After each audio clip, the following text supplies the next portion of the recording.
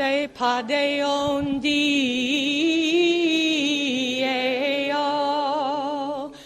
Humate padeon dieo. So a little bit faster, a little bit joyful. Humate padeon dieo et janita deo. Okay. Mate padeon dieo. Mate padeon dieo. Mate padeon itu and janita de. Let's go a little bit higher as we get to overtones. Mate padeon dieo. Mate padeon dieo. Mate padeon di tu entai janita deo. One more. Mate padeon dieo.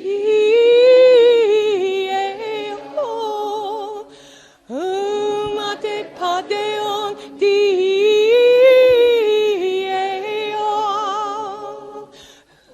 Mate padeon itu janita deo.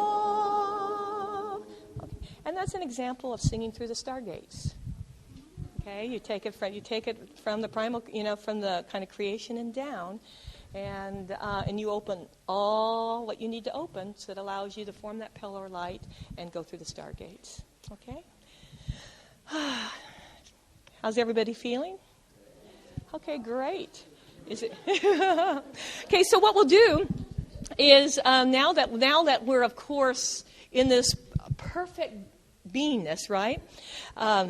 We'll do uma-un. Now that can be on any sound, and uma-un is you are doing the first essentially part, the outpicturing of creation and vibrational sound.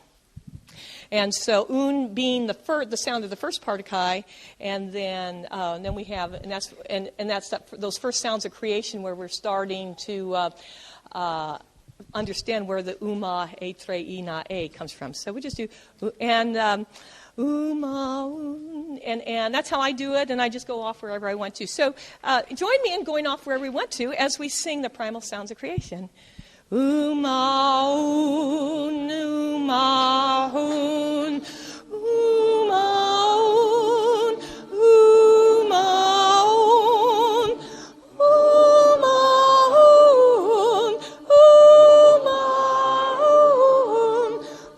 uma-un,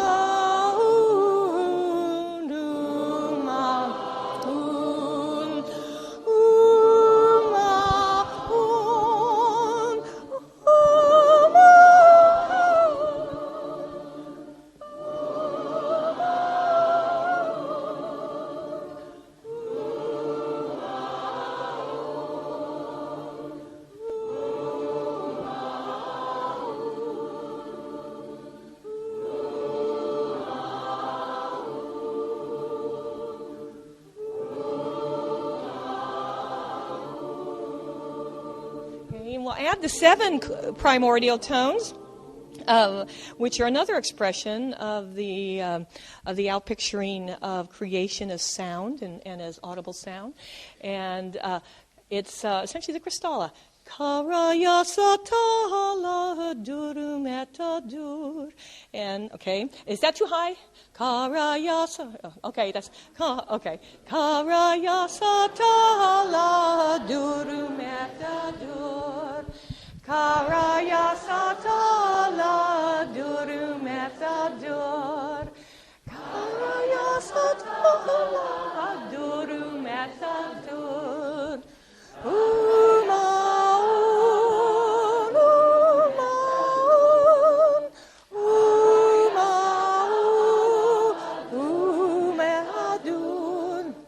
Karaya satala adurum etadur.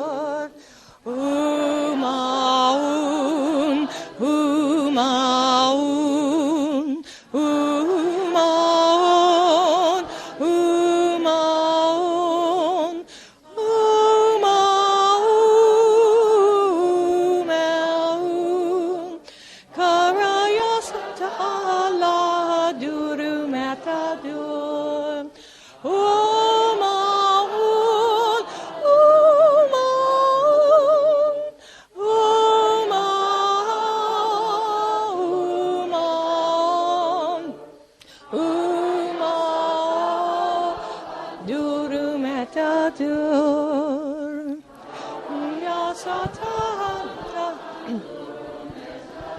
Okay, so now what we'll do this, and we'll do the Kara Yasa Tahala. And while they're doing that, you guys go, Umaun.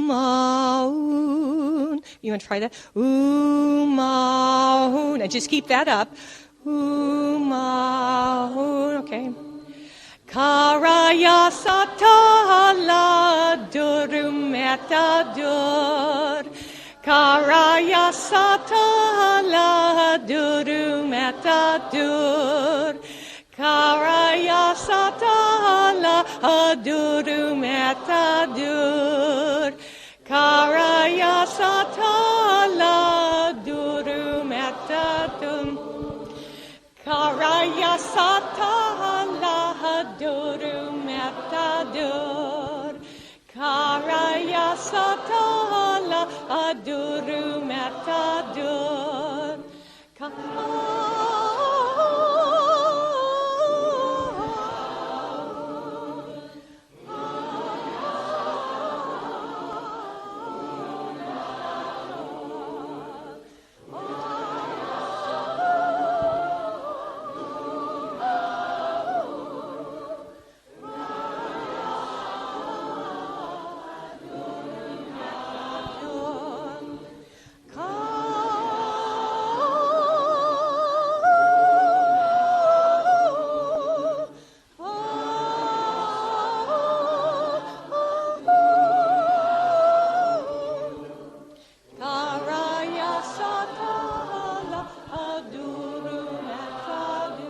One more.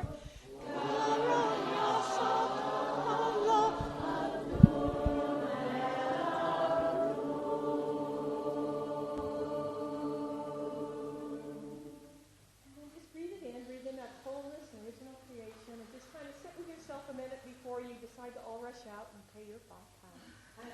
Okay? And thank you for creating such a wonderful blanket with a stable shield this morning. And just keep that in mind, and bring that inner sound down when you feel real hurried today or you feel a little anxious. Just bring it down into your center and kind of hold that thought of original creation as you, and that you're carrying not only here today but out to the world. Okay?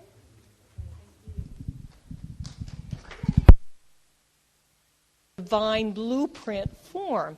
But we want to make sure, and that's why we have those maps of the God worlds, even though we might not understand it every time we open up a little bit, we understand a bit more, but it shows us where if we have a thought in our mind, then we'll know where to go. And it's like we know on some level, and it's what we're trying to do is essentially bring that knowingness down here. But if we have the knowledge in our biofields, when the time comes and we activate, then we'll know where the point. We have this vision of the flame of Kamalote or the Rama passage, or we'll know where to go, and we'll steer with the rods in our hands. So how do we do that?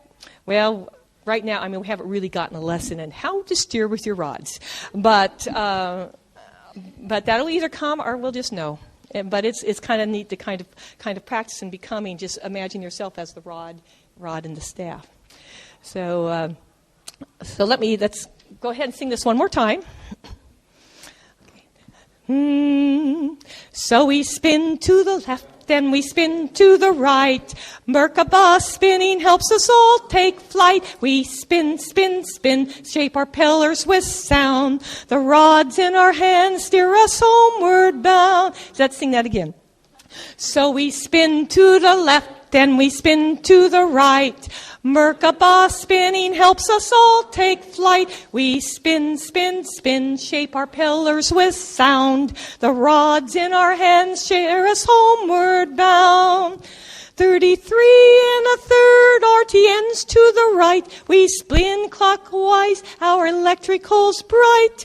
We sing tone raw, for it one may name, as we become the array of flame. So we spin to the left and we spin to the right. Merkaba spinning helps us all take flight. We spin, spin, spin, shape our pillars with sound. And the rods in our hands steer us homeward bound. 11 and 2/3 RTNs to the left, spinning counterclockwise, our magnetic's deft. We sing tone as with all our might, we become seer pillars of rainbow sound light. So we spin to the left and we spin to the right. Merkaba spinning helps us all take flight. We spin, spin, spin, shape our pillars with sound. The rods in our hands steer us homeward bound.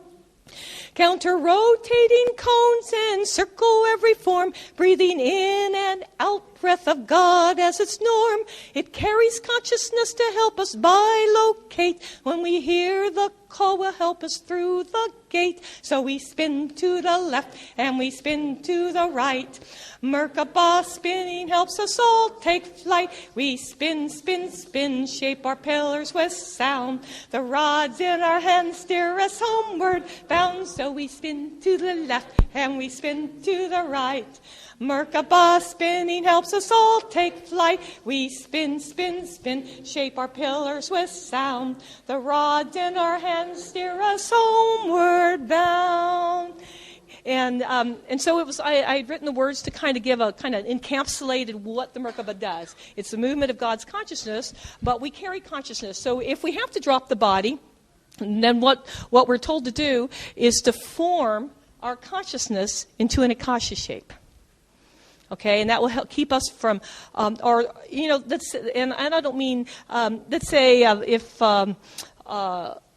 you might be, you might end up being one of the, in a random accident or something, and it's just something to be aware of, this Akasha shape and this teardrop shape, and that, and it helps you bring together the consciousness. And that Merkaba, it's around every part of you. It's around every cell. It's around your body. It's around the planet. And so it's very important that that you know that will carry your consciousness, and that's how your consciousness moves, is through the Merkaba. And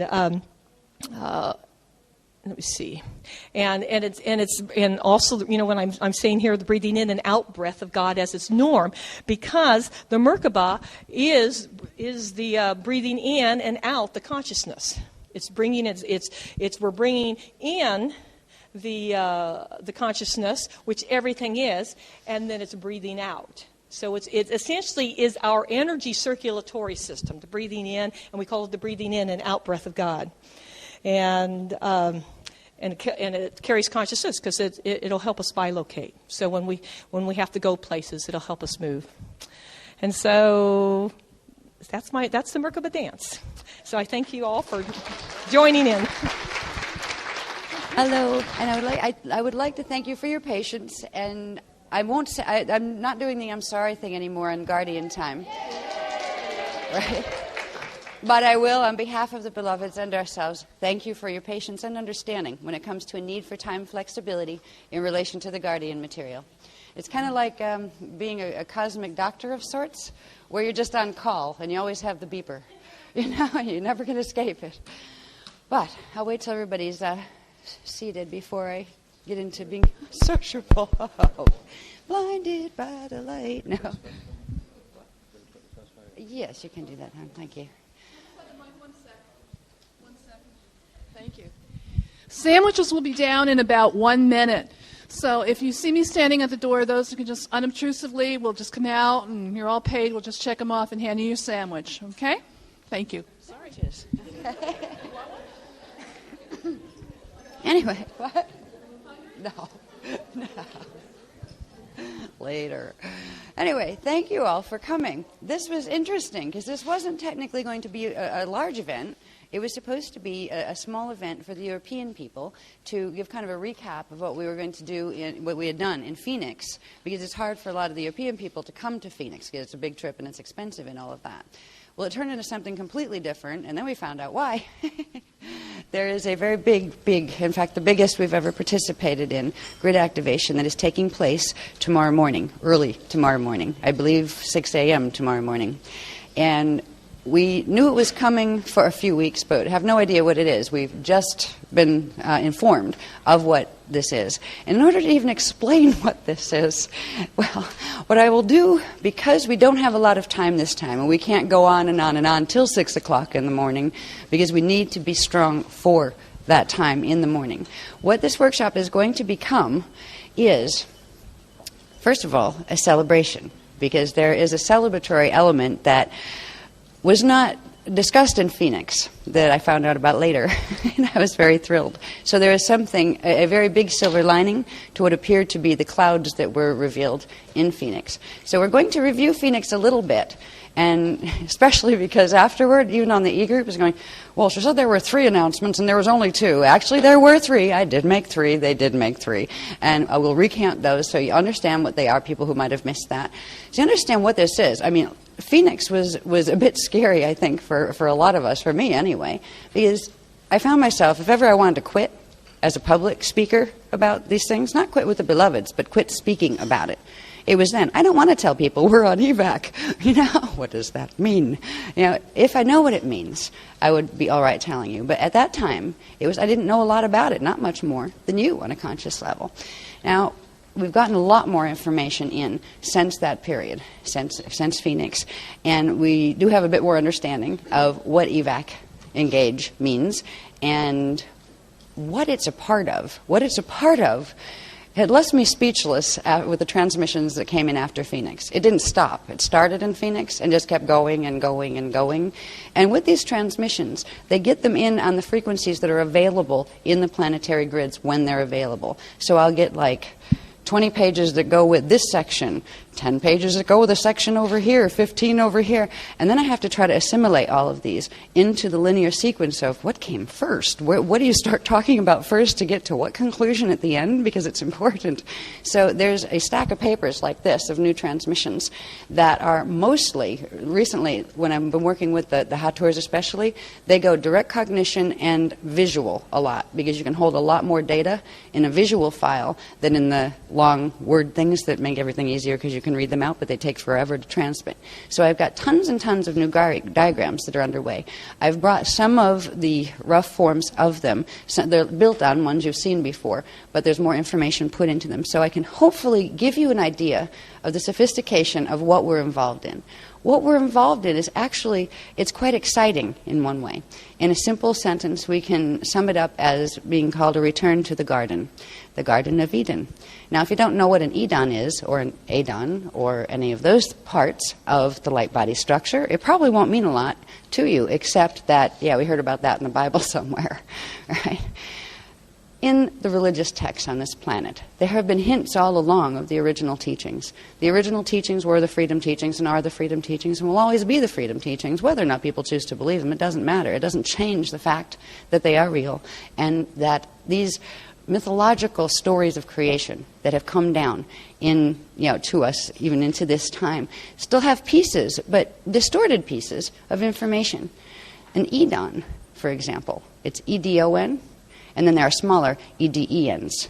These are part of what we would call the greater light body structures. When we're talking about the Rashalay bodies and the hub bodies and the different levels of the Eucatharista and the levels that go down into the core that all of that emerged out of, there are millions of new names. We started to learn that in Phoenix with just one particular aspect of the bodies, the Hala bodies and the cell structures that are there. Well, somewhere in here, and I'm trying to get all the diagrams together from that point with all the others we have with the echo maps that show, basically where the parts of your anatomy are in relation to the universe and also in relation to your own universal replica structure.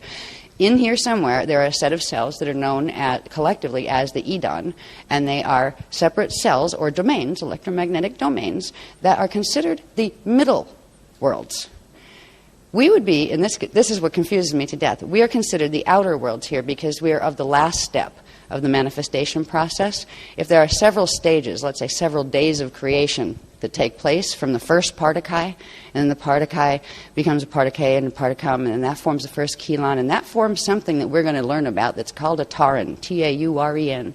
It is the first seed light unit. It is a triveca light unit, and it is the core light unit that comes from the first particai. The phasing of the first particai, its first 3 sparks, forms something called the tauren, T-A-U-R-E-N, and that is a phase cell. That phase cell creates what then becomes the dyad and the myad and the monad and all of the other layers that move outward and expand outward from there. When we get into the dynamics of this, the diagrams are obnoxious. They're just so hard to do, to put all of these sets of balls. I'm forever drawing circles and circles and circles, but this is because this is the structure our universes exist within. Now, with the tauren, we need to understand as quickly as possible at least the basics of what this little thing is, because it's key to our ability at this point to actually survive and participate in a star-fire cycle. We don't have a choice whether we're going to be in a star-fire cycle. This universal Vecca is now going into a star-fire cycle because of certain conditions that we've talked about in Phoenix that are taking place within the universal light body structure. So you have basically 2 choices in a star-fire cycle. Either you do it consciously or you do it unconscious. If you do it unconscious, you have very little chance of not going into what's called a fall. Now, there are 2 kinds of fall. There's a cal fall, which is an organic fall. It's still a fall. You can't go back up once you're in a system that goes cal fall. And then there's the unnatural, artificial, antichristic fall, which is the Shona fall. We're going to talk a little bit, and I have a little bit of the diagramming done, to show the difference between these, because what we're in the middle of are 3 different light agendas. Everybody's light workers on the planet anymore. The whole New Age movement is full of them, but very few people. If you ask them, well, which particular light agenda are you serving? What do you mean? Well, the light. It's all good. No, it isn't. It's all blessed, because Source loves all of itself, whether it's rising or falling, or whether it'll ever return in whole form or as space dust. But there are 3 light agendas being run on the planet, and there is a victory, not a full victory, where a full healing was able to take place. But because there is what we came to know as the starburst cycle, which was the immune response, that was the beginning.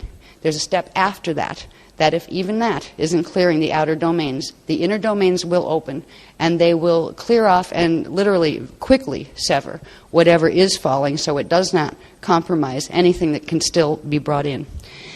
A star-fire cycle, what I'm going to do, I think, is the closest thing to a sequence on these diagrams. I have diagrams all over the place, but then you look at them all and say, where's number 1? And where do you start talking about this information? That is the part where I'm usually sitting upstairs and you guys are waiting for me, trying to get. It's like, all right, I got all this information, but I haven't gotten the sequence, because that's the last set of frequencies that come in, is showing how to put all the pieces together. So the best thing I can do is give a recap verbally of some of the things that we covered in Phoenix, so that's a little bit more understood where we left off there. And then try to highlight the new information that was given, and I will start with one of the hardest things I've ever put together was a simple, not even itinerary, just a basic list of things that were going to be addressed in Tenerife. So you will get an intro to the Tenerife material. Actually, you'll get an intro to the end of the Tenerife program, because this is a Gridmasters as opposed to being open to everyone. If this was just open to everybody, the new people would be so completely lost by the end of this workshop, they'd probably never come back. But because you guys, or I hope all of you have because there was a pre-qualification, just so you didn't feel miserable at the workshop, so you had some idea what I'm talking about. This is going to be one of the most, let the universe fall out in my head and speak directly to you. And I usually go back and I'll look at the tapes later and find out, and I'll learn too. Because when I get on a roll, the universe kind of rolls and keeps rolling, and I learn stuff as it comes out. It's going to be one of those, but I'm going to give you the sequence that I'm going to try to use is I'm going to talk about what this itinerary was. Now, this is 2 pages. This is just the first page of the basic easy stuff. There's a whole list of items on the second page that I'm going to use as a basic sequence of how to talk about some of these things during this workshop. Yeah, we haven't even broke it up into how many days is this trip, and so that means how many of these subjects do I need to cover on how many of those days in order to do an itinerary. This material was the most exciting information that I've ever seen because it talks about something called a tachyon cycle. Tachyon. Now, there are two spellings of tachyon. You can have T-A-C, I think it's T-A-C-H-E-Y-O-N is the traditional one down here, which refers to basically reverse light unit, tachyon units. And there's the T-A-K-E-Y-O-N. Now, tachyons are something that are created by the Tauer unit that I briefly described before.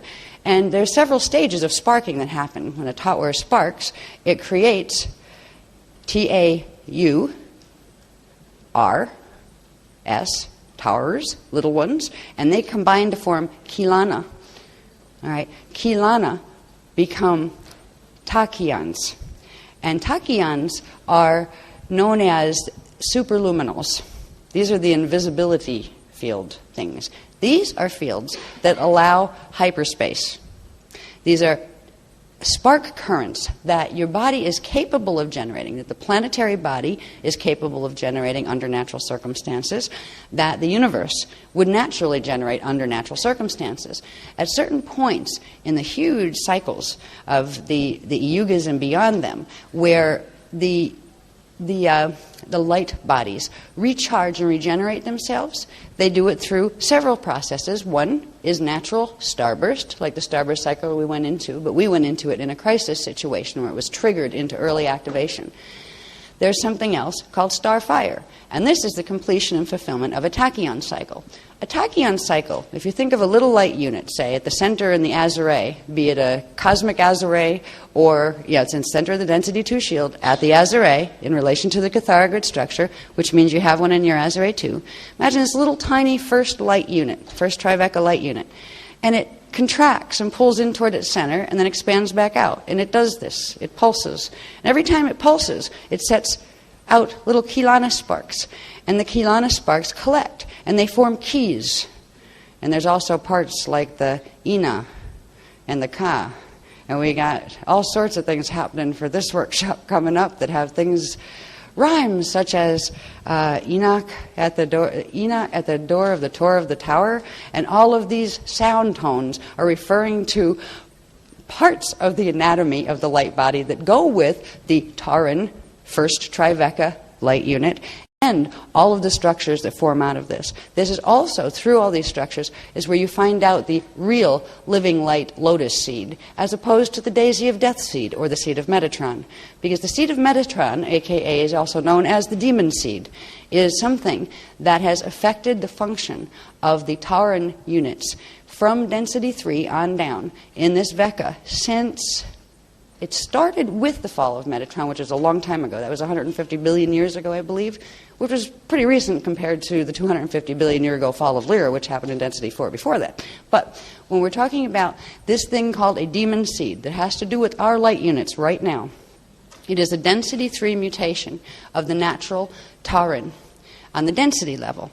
Now, if you think of a catharogrid, I'll go through these a bit more with pictures, some pictures anyway, in a little bit. If you think of a catharogrid, and that's the universal Veka catharogrid, and then you think of each of the density levels, and there's a little catharogrid for each density level. We'll see some graphs that show that. So there is a small Tauran in each density level at the center of the little azure of the little catharogrids that are density grids, and then there's a big one in the center of the Veka system, azure.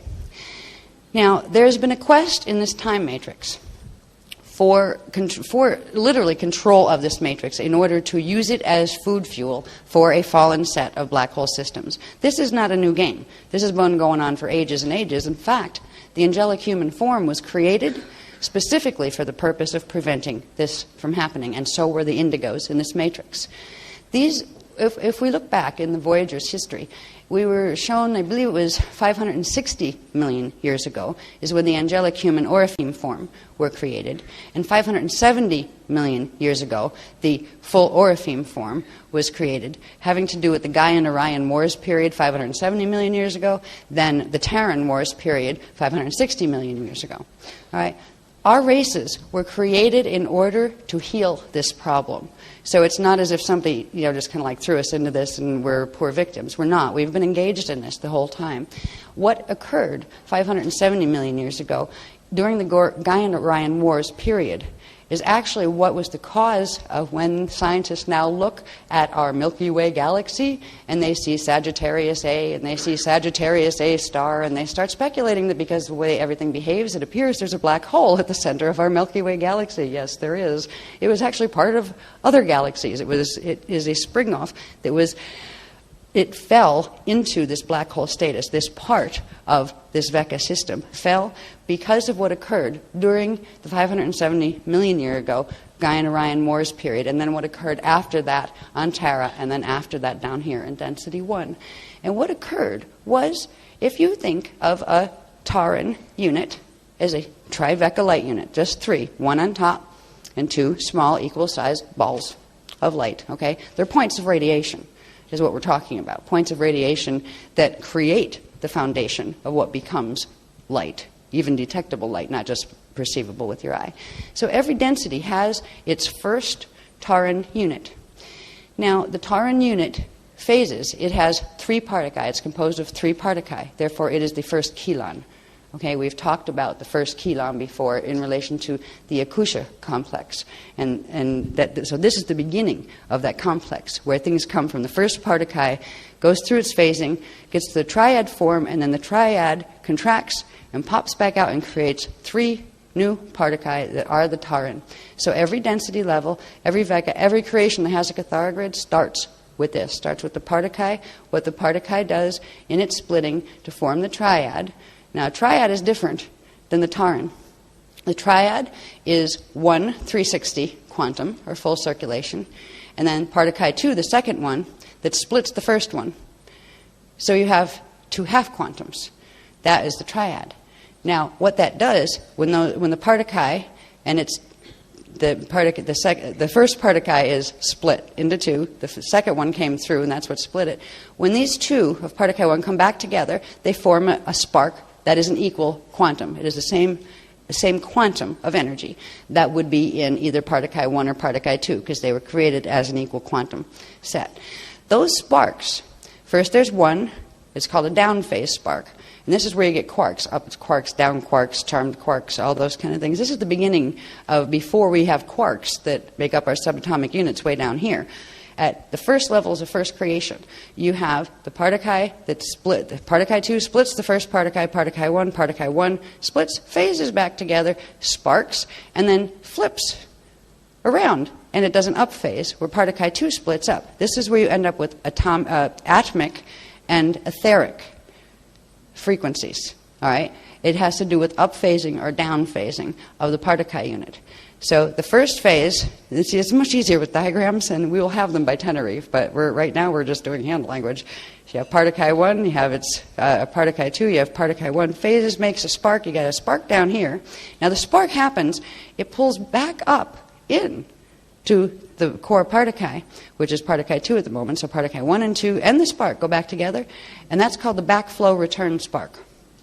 And then, that's the backflow spark, sorry. That is the backflow spark. And then the backflow return spark is an equal quantum, equal to the quantum of a particae spark that is returned from source after receiving a backflow. This is the difference between Christic units, eternal life units, and units that are mutations of that. Because if a thing cannot spark and cannot flow back energy to source, it will not get backflow return, and therefore it cannot regenerate. And that is why it is important to learn the difference between these things. Because the other teachings that have been brought to this planet are teaching you how to use and play with finite light, which means finite life and finite consciousness. They're black hole technologies. Because what they're talking about in the configurations of light units that they will show you in, say, the seed of life, what that is, it's a phase-locked set of split Taran. And they can't phase, which means they can't spark to backflow, and there can be no backflow return. So what they can only do is suck energy off stuff that's already out, that's already manifest around them. Now, when we think about the fact that we have this first, or you could call it our first trinity, actually. We have our particae, and the particae phases. It makes first the first spark, then up phases, and particae 1 comes back, and particae 2 splits and up phases, and then that makes another spark, And that's one rotation of the Partakai center, right? Actually, it's a half rotation, and then it comes back down for the third spark. That would be the complete one rotation. That would be the first day, all right, the first rotation of the Partakai. So there's a whole set of things with the first day and the second day and the third day. And I think there's 15 days. I'm trying to figure out. I know we got past 6 and 7, but it shows you each phase that the seed from this first Partakai, then those first 3 sparks that form the taran, how the literal living lotus seed is constructed from there by the phasing of the different sparks. Because as the backflow return sparks are permanent, they will stay as long as the system is living. Eventually they can be drained and burned out if the backflow going back to source stops. Source will stop sending back energy as backflow return. But they are pretty much eternal until something happens and tries to suck their quantum out and use it in a way that it was not intended. So we all have this core trinity. It's a little tiny minute trinity, and it also has a replica, a large set of trinities in our field that we're not getting into right now. They told me that that's like more advanced Rachalet training things. But right now we need to deal with the little tiny taran, our first taran light unit, our first set of 3 Partakai, our first Keelan, that exists in the Azure center. And it's in planetary Azure. There's one in the galactic one. Every level of the Cathara grid has one. And why it is so important is because there's been a history here where there's been progressive attack on the towers. This has been a siege on the towers, as they call it, in this Vecca system, where they're in the Metatronic model. If a tower can be shattered, and there's a specific set of things you have to do to shatter it and rupture it, you can make the 3 become 6. They become a 6 seed at the core instead of a 3. Now there's a certain set of steps that from Partakai 1 into the Partakai 2 and then into the triad and then into the taran. The next step would be the taran 3 replicates and it makes 6, which is the dyad configuration. And then the 6 replicates and it makes 12. And with the dyad, you have 2 sets of 3 with the 3 at the center. So the dyad is known as the 3-3-3. When you have the dyad replicating, still with the 3 at the center, you end up with 6 equals the 12 Partakai units, and the 3. 6, 3, 6 is the natural configuration of that stage, called the Mayad stage, of the seed of life, building the true seed of life. After that, you would have the 12 Partakai, or the 2 sets of 6 with the 3, would become 2 sets of 12. And this is when you go into the monad configuration. And from the monad, you get all the outer light balls from the phasing of the monad. So the natural configuration, as far as Partakai count, you have 6. When you have 6 and 6 Partakai, it should be 3 in the middle, which is your taran. Now, in the Metatronic model, what they do is at certain angles, the taran can be blasted with frequency, and you have to start with the smaller ones. You can't override a big taran without taking out all the little ones first in order to override the big one, and that's what's being done in this system. You can take the 3 and split them and twist them at an unnatural angle and reverse their spin and their polarity, and they contract in and pull in together and literally block the center Partakai. Partakai can't phase, and neither can the taran anymore. It becomes what's called the seed of Metatron, that particular configuration, where instead of having, in a natural 6 configuration, if you were having a set of 6 balls, imagine a Cathara grid, imagine 1, 2, 3, imagine the 9, 10, and 12 position, and then the 3, 4, and 1 position, that would be 3, that would be 3, and then you would have the 3 little tiny ones in the center. Then you would also have, running horizontally, that was the vertical one, you would have the other 6. 1, 2, 3, 4, 5, 6. That is a natural configuration. There is a 45-degree angle on the 3, the trivecca, when it first starts. And it comes in to a phase axis of 30 degrees. When you look at a Metatronic seed, they're showing you what I call the 60-degree spread, which is basically, they're not, the balls are not aligned in 45-degree angles. We'll go through this more when I have all the diagrams, because this stuff is like 20 diagrams to just explain this little point. But there is a huge difference between the seed of Metatron and the living lotus seed. And the entire drama in this Ekaveka system has been about a quest for the tower, for the Ta'ur.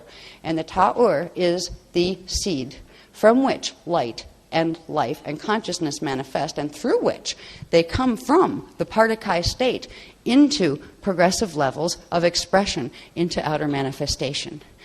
We all have a taran, and we all have a taran that will hold the configuration of the larger, which has more quantum to it, planetary, solar, galactic, and universal ones. Now, there's been a progression of very interesting things. One of the things that I was going, oh no, not them too. Oh, geez. Is there anybody that we don't have to say something about that they're probably not going to like me for? You know how we had to expose like Archangel Michael and all those guys that were associated with Metatron and that kind of stuff. And it wasn't really fun to have to do, but it was necessary because people were practicing these things without even thinking or even realizing they were being harmed. Well, there were stages in the drama where there's even one more group. And I actually started to chuckle when I found out who they were. They're called the Thetans. Now, I don't know if anybody has heard of them before. But I won't even say it directly, it's necessarily them. I'll let you draw your own conclusions because it's probably better to do it that way. However, I do know that there's quite a popular movement on the planet, and I think it's called Dianetics, and I do believe it's called Scientology, and they have this secret thing that you progress to Thetan level whatever as you pay more and more money to learn how to use your astral body, supposedly. We teach you astral bodies, yeah, like in the early stages. I'm not going to teach you how to run down a black hole with it, though, because that's really self-defeating. But anyway, there is a part of the history that, as you know, when we were giving the history, we went from 250 billion years ago, with the fall of Lyra and what that was about. Then we kind of jumped to 150 billion years ago with the fall of Metatron, which is the next big mess that happened here. Then we went into the Gaia and Orion Wars and then the Terran Wars, and that's how we all got down here in Density 1 on Earth. And with that, there were various stages of very long history associated with the dramas. Now, we know that it was 550 million years ago, the fall of Terra occurred, and the Amenti seeding, which was the Amenti rescue mission, was an attempt to bring back what fell, put it back together by hosting it into a Density 1 system. All right, the Density 1 system here, hosting the pieces, the fallen pieces of Terra into it, so they could re-evolve back up into Density 2, because once that occurred, if that re-evolution could occur, the whole system would still be able to experience what is called a starfire rebirth, at least on the Density 1 and 2 levels. And that would stop what was happening in Density 3 from coming down and contaminating the rest. Because from 570 million years ago in the Gaia and Orion Wars, that is the period when Gaia, or Polaris, was subjected to a shattering of the density level Taran. And they, at the Taran level, in the light body construct of the entire Density 3, because of what happened with Polaris, or Polaris is the piece of it that's left. There was a larger structure that was actually ripped apart into several smaller ones. But Gaia was the star that held the Tarn for that system, for the Density 3 system. And it was shattered, and it was turned into the demon seed configuration. That means anything that birthed into this matrix would pick up that configuration coming down. And that's why the Adonai from the parallel Akasha Ekaveka system came in and began the Ark of the Covenant gates and the Polarian gates, because they could cross through and get in under it and override it in their own systems in order to try to assist in healing it before it contaminated the entire system. This plan that the fallen races, and interestingly, the ones who did that were not the races, the Anu races that had fallen from here. They weren't even the Drak races that had fallen from here. We can thank the mess of Gaia on the Thetans, who are the Wisadraks, who came in from parallel Earth systems and raided from the parallel PKA systems into our PCM system. But they weren't even part of our matrix to begin with. They were from an adjacent matrix. So when you hear Thetans and when you look at some of the things they're doing on the planet right now, just know who they are. And the sad thing is, who created the movement are the soul groups involved with these. The people that are affiliated with it have no idea. They think it's a good thing to be one, to be a Thetan. They don't remember what a Thetan is. If they did, they probably wouldn't want to be one.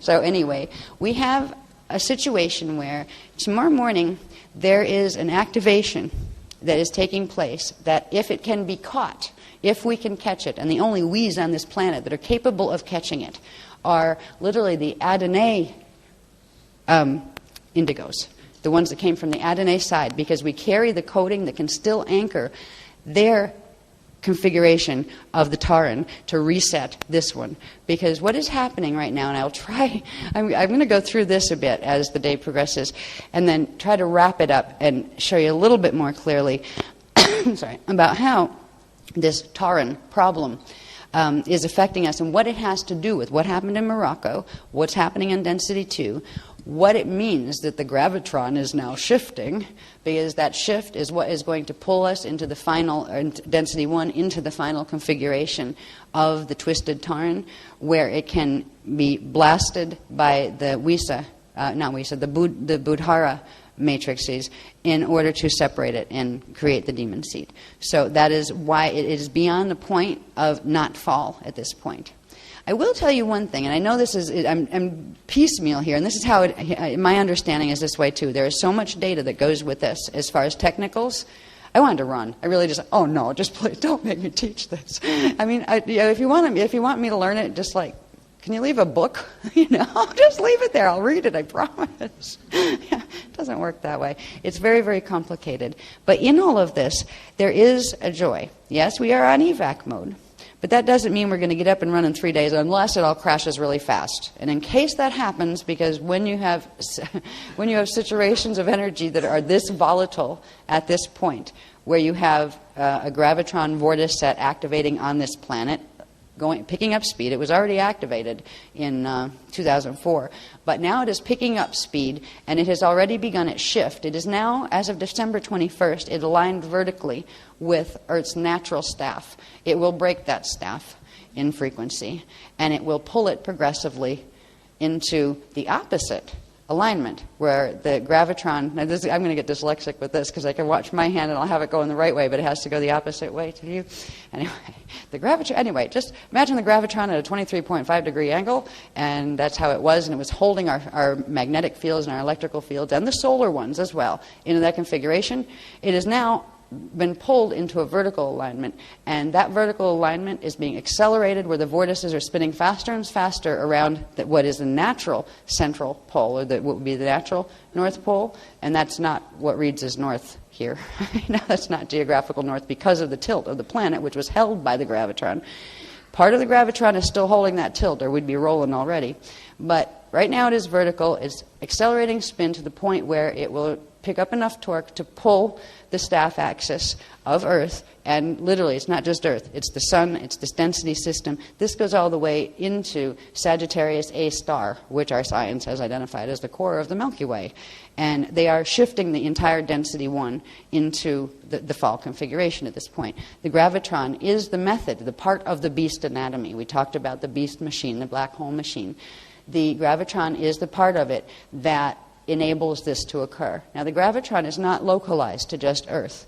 All of the systems that were seeded with the beast machinery were plugged in progressively. Density 1 has their set of gravitron vortices. Density 2 has their set. They started with Density 3. 570 million years ago, the Thetans started that job, and Metatron finished it, basically. So, and Metatron wasn't a Thetan, by the way. They kind of shared technologies. Actually, the Wisadrax raided because they liked Metatron's ideas. And they figured, yeah, we could do that. We can do it faster, better than you can. So anyway, we are in a situation now where we are in the middle of Earth's and our solar systems down here. Axis is, its central staff is beginning to reverse its current. Between tomorrow and the December 21st of 2006, that shift is going to be completely made, where the gravitron will align with what is called telos.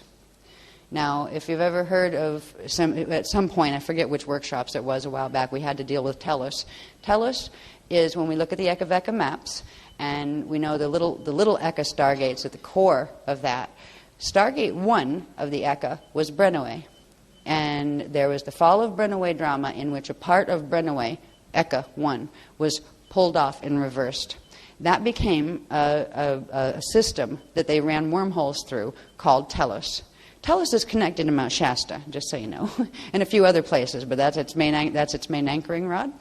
Well, there's a whole situation where when this Particum universe Vecca does its tilt, it is going to plug into, through the gravitron vortice running the three densities, is going to plug into Tellus. And what the Buddharas had in mind was they would be able to interface into their Buddhara matrix, and they would just be able to override the whole thing and literally pull it all down, and they'd be able to take the Wisadrax that we're in alignment with right now in our particular rotation in the Vecca, they'd be able to take their black hole down with it.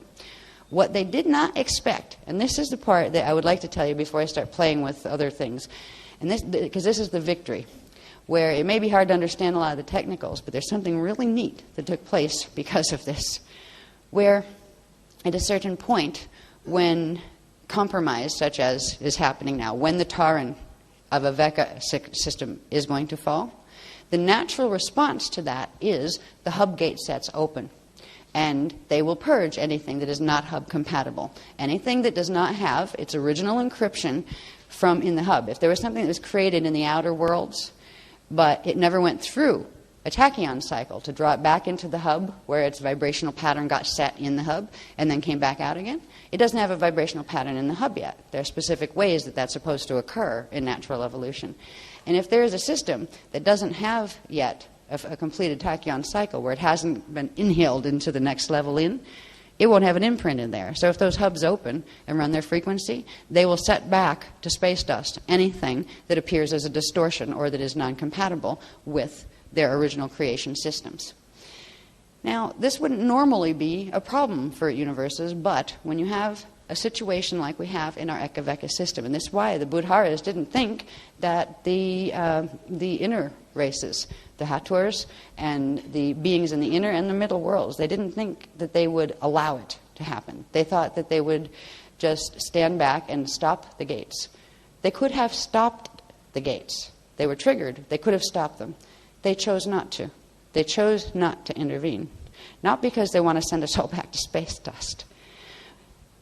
They would have liked to have prevented a fall completely, and they've tried very hard to do that. The choices that were made by beings and races of beings in this matrix progressively have led to this outcome. It's not the inner race's fault, and it's not a lot of our fault either, but it is a consequence of what has been done in this matrix. It is going to fall. There are two ways to fall. You can fall Cal, which is an infall, and it creates a bivecca unit that's still attached to the hubs. So actually, if it forms a Christic center, it can't ascend, but it can create a last chance thing like the Adonai had, where it can receive new energy of other falling systems and assist them in evolving in a finite life evolution, but Christic template, kind of like if you're going to be put out to pasture in a fall and there's nothing you can do about it, these are the places where you can experience the highest level of the joys that Christic being have to offer, the love and the peace and those kind of things, even if you're in a fall system. Right now we're in the process of one of those systems being created. There will be a fall. If the hubs had not been allowed to open, if they had just allowed the gravitron to do its thing, the Buddhara would have kept their gates open, the Wisas would have kept their gates open and their wormholes all over the place, and this matrix would have suffered from a Shona fall. A Shona fall is the fall where the Taran light units would be shattered and dragged into the Metatronic seed atom configuration, and they would be phase bonded into systems within the Buddhara black hole system. Because the Buddhara were actually going to take over the Wisas at this point. They used the Wisas to get into this system, and the Wisas realized that they were in trouble too, because if you didn't listen to the Buddhara, they were just going to eat your system, and they were just going to take down their system too. So the Buddhara really thought that they had it all aced, because our inner beings wouldn't dare let the hubs actually open. Why are they so cocky? They were so cocky because of what happened by the Thetans during a period of time after the fall and the seeding of the Amente template down here, where when the fall of Tara occurred 550 million years ago, and the Amente rescue mission began and set in motion, the Amente shield was set down into the density 1 system, and it was intended to evolve to a certain level, and at that point it could do a density 1 tachyon cycle, pull in, get encoded into the density 1 hubs, and then would be able to participate with density 1 and density 2, and eventually they could override and clear density 3 if this could happen. But there was an attack that occurred on this planet about 75 million years ago, and that was the reign of the Thetans. And they came out, they call them Thetans because they come out, they're from the Theta Orion sword system. There's a grouping of stars called Theta in the Orion's sword system, in the Orion's sword in that constellation. And this is where they come from. There's a bunch of gate interfaces there. When even in the Amente history that we did put in the books, they talked about, I think it was 250 million years ago, they seeded parallel Earth, but then it was like 25 million years ago that this Earth was seeded. Why was there such a long space of time? Because there was attacks, that's why. And they were attacked over there in the parallel Earth system, and that made it so there was so much damage done here. This was before the 5.5 million year ago wall in time. This was before all that level.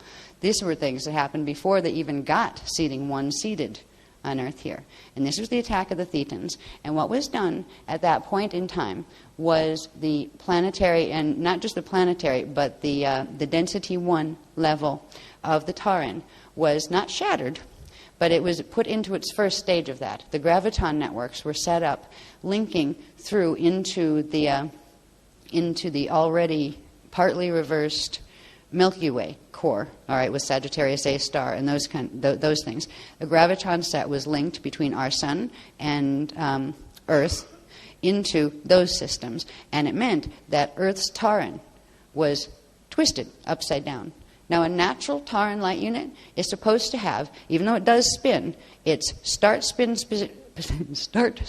position is supposed to be the Trinity, with the 1 ball on top, which is actually spark 2, which is etheric, and then 2 balls on the bottom. The 2 balls actually start off 1 ball on the bottom, the atmic spark. Then it up phases. Second one is the etheric spark. And then it down phases again to finish the rotation, makes another one in the same place that the first one is, and that makes them go like this, where they both push aside. That's how you get the Triveca light unit from those first 3 sparks of a Partakai. So it is supposed to be with its little head up and its little feet down. What we have on this planet has been the opposite. And it's kind of funny because it's amazing how the universe just brings things to me when I need to see it that I don't know exist out there. It's just like verification. They were talking about the reverse Tauran, the upside-down Tauran. It's not split yet. This is the first phase of getting it to where its polarities are so messed up that it can be split and turned into 6 units instead of 3. Imagine the Trinity turned upside down. If you looked at the Trinity as a triangle, and it's supposed to be standing with its base on the ground and its head up. It's turned upside down, and it's actually got spark 2 down in the bottom, and it reverses the other 2, and then that is twisted at a 23.5 degree angle. That is how Earth has been riding through this entire system since 75 million years ago. No wonder we had like the 5.5 million year ago wall in time and all the mess. There was a mess that started before that. This is the process of progressively taking over systems and conforming them to the Metatronic demon seed configuration. And this Earth has been a part of it for a long time. At this point, what we are moving through now is in this, unfortunately it is the whole like Milky Way, because if it wasn't, we'd be rocking and rolling by now.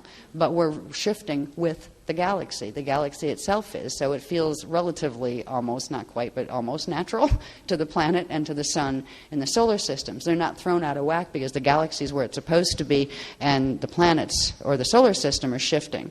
The whole thing is shifting. So it's falling, but it's falling in a way that is not as noticeable yet as it would be if only a part of it was falling away from the other part. All right, now what we have with the we've had the upside down configuration, and it looks like 3 balls, and the 3 balls, they call them the bug eye balls, because when you look at it, particularly when you see the encryption that it carries, which I believe it's called the hologram of love times 3, that's put out by some of the Melchizedeks that aren't ours. It is 3 spheres that are covered with the Daisy of Death configuration, and they're printing them in magenta. It surprised me. Right? But they actually have them as meditation things on the website that are recently coming out. And there's groups that are actively activating these in the planetary grids to help. What they're helping is the final conquering of the natural Taran. And it's in the way they have the positioning is where you're looking at it and it is upside down. It looks like bug eyes. It looks like looking at a fly or something, where you got the two weird looking faceted eyes and then like the one here really looks like that, or a gas mask or something. It's a really strange looking thing, right? And that is the twisted Taran. And they're showing it aligned this way, vertically, which is the alignment it will have now that we've gone into the gravitron being fully aligned with the natural staff axis. Which is interesting is they began this activation, I believe, on November 23rd. All right. We were told in Morocco in May that as of November of this year we would be on evac engage. This is why. Because the Taran is, because it's having a lot of help, it is going into its final phases of reversal before it will split into the 6th configuration. But there's going to be a little glitch. Yes, it's going to fall. But if you're going to fall, you're better off falling free, where at least you have an opportunity to look at what you got yourself into and try to create with the universe before it implodes into space dust. You can go on for ages and ages and ages helping others that way. And that's what fall systems, Cal fall systems, can do. A Cal fall system is a system that falls because its natural axis on the Tribeca break and they infall this way. It cuts off part of the energy of the top one, and that goes back to source, and it leaves an opening. So it's still aligned with the other part of creation that it came out of. A Shona fall is the opposite. A Shona fall, you have the Tribeca unit this way, the axes of the Tribeca are ripped this way, and they're meant to rip open the top ball and to configure it into the Metatronic seed atom form. What the Shona fall is used for is sucking onto other things. It can suck in energy. It makes two big vortices on the side of its biveca where it sucks in. So anything that's near it, in any creations near it, it can start to attach to. You can see this in some of the photos from like the Hubble and stuff, where you see one universe sucking, spiraling energy off another one, like it's eating it kind of thing. They're having a little problem with their Shonas.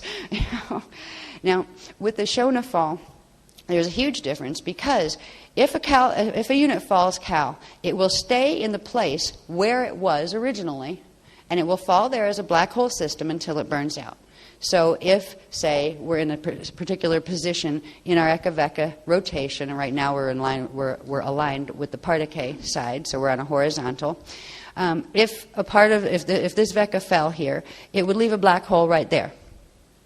Now, if it fell Shona, that black hole would be forced and ripped open, and it would be used to rip a hole right down to whatever other bigger black hole it was attached to take out, literally, to spin the energy of the entire Eka-Veka system to eat it by another system that's using anti-Christic means in order to preserve its life, because it found itself, for whatever choices it made way back in its own history, it found itself as a fallen system. Now, the path of the Shona fall is the path this matrix has been progressively falling into for a long time. The path of Cal fall, if there's one enemy that Metatron has always had, it's Cal. Because if this system fell Cal, it would be unable to attach anymore, because the vortices don't create the sucky little vortices that allow it to attach to other things. So it can't. It actually repels other systems from attaching. It can't suck in other systems, and other systems can't suck in it. It goes into quarantine. Natural, Christic fall, quarantine. At the center, it becomes a biveca unit. All right, well, it was a Tribeca, falls to a biveca, but it's a biveca that's still attached to the original hub structure. It just can't, things can't ascend out of it, but it can receive energy in. That is the enemy of the whole Metatronic set, the Cal fall.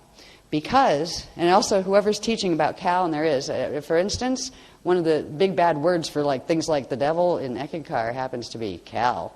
It just gives you an idea of who is affiliated with what agendas, because the enemy of Metatron is Cal, even more than the Christ, because the Christ, well, Metatron needs the Christ, because if there wasn't the Christ, there'd be nothing to suck off of, right? That's what creates the living stuff in the first place. If it wasn't for the Christ universes, so, Metatron definitely wants them to stick around long enough to eat. But the Cal universe has the ability to actually break up the Metatronic seed. What we're facing now, and it's really funny because there are beings who have already, their own seed atoms have already fallen Metatronic. They're in for a bit of a change. They're going to fall Cal because the system they're in is going to fall Cal because the hubs are opening. The Buddhara didn't think that the hubs would be allowed to open because we never got our density 1 encryption into the hubs, which means density 1 as we know it isn't known in the memory matrix of the hubs, which means when the hubs run their energy out here, they're not going to recognize us. So anything down here in density 1 is going to get burned off and sent back to space dust, just like that. And they figured that was enough of a trump card that would allow the larger, more eternal races from the middle and inner worlds to stop the inevitable response that would happen if, as a fall occurred. What they didn't bargain for was one little thing. Well, yeah, we're just going to let it rip. We're not going to stop them. Not this time, because they've tried that before, and it didn't work. All it did was help the other ones in the long run. So this is fine. The consequence in this matrix is your Taran is reversing, which is creating a starfire cycle, which means the hubs are opening. Now, they already had this plan a long time ago, but it took a long time for this to reach fulfillment. The plan was that the matrix, if it could heal, great. But chances were, after what happened in density 3, didn't look too good from the start. But, we'd really try. But they set two things. They set the Polarian gate matrix in, and they set the Ark of the Covenant gate matrices in. These allow for some very interesting things to happen.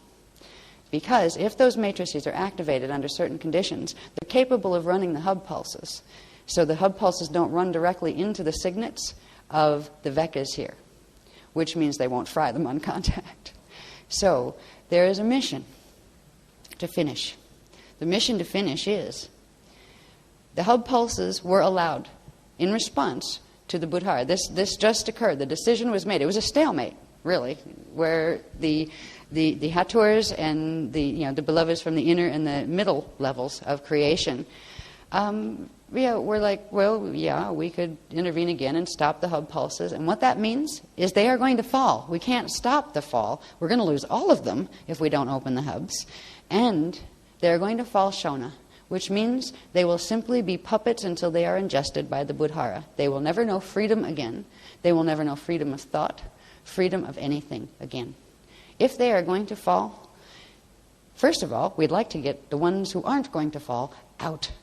And if we open the hubs, there are actually a number of them because of the latent Adani coding that they have. Some of us have coding from the Adani side and from the Adani side.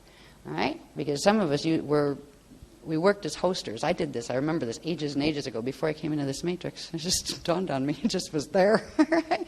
I remember interfacing where I could bring them halfway. There's a certain code you'd have that you could bring them to the door of the CalFall matrix and take them in.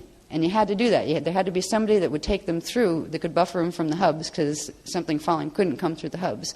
And some of us have this coding. Anyway, boy, that was weird. That was just spontaneous cellular memory just opened on that one. But what we're dealing with, anyway, here, yeah, I'm going to redirect on that one. What we're dealing with is the hubs are going to open, and we're going to interface the hub pulses, and only the indigos, starting with the Adonai-coded indigos, can anchor it into the Adonai part of the indigo shield.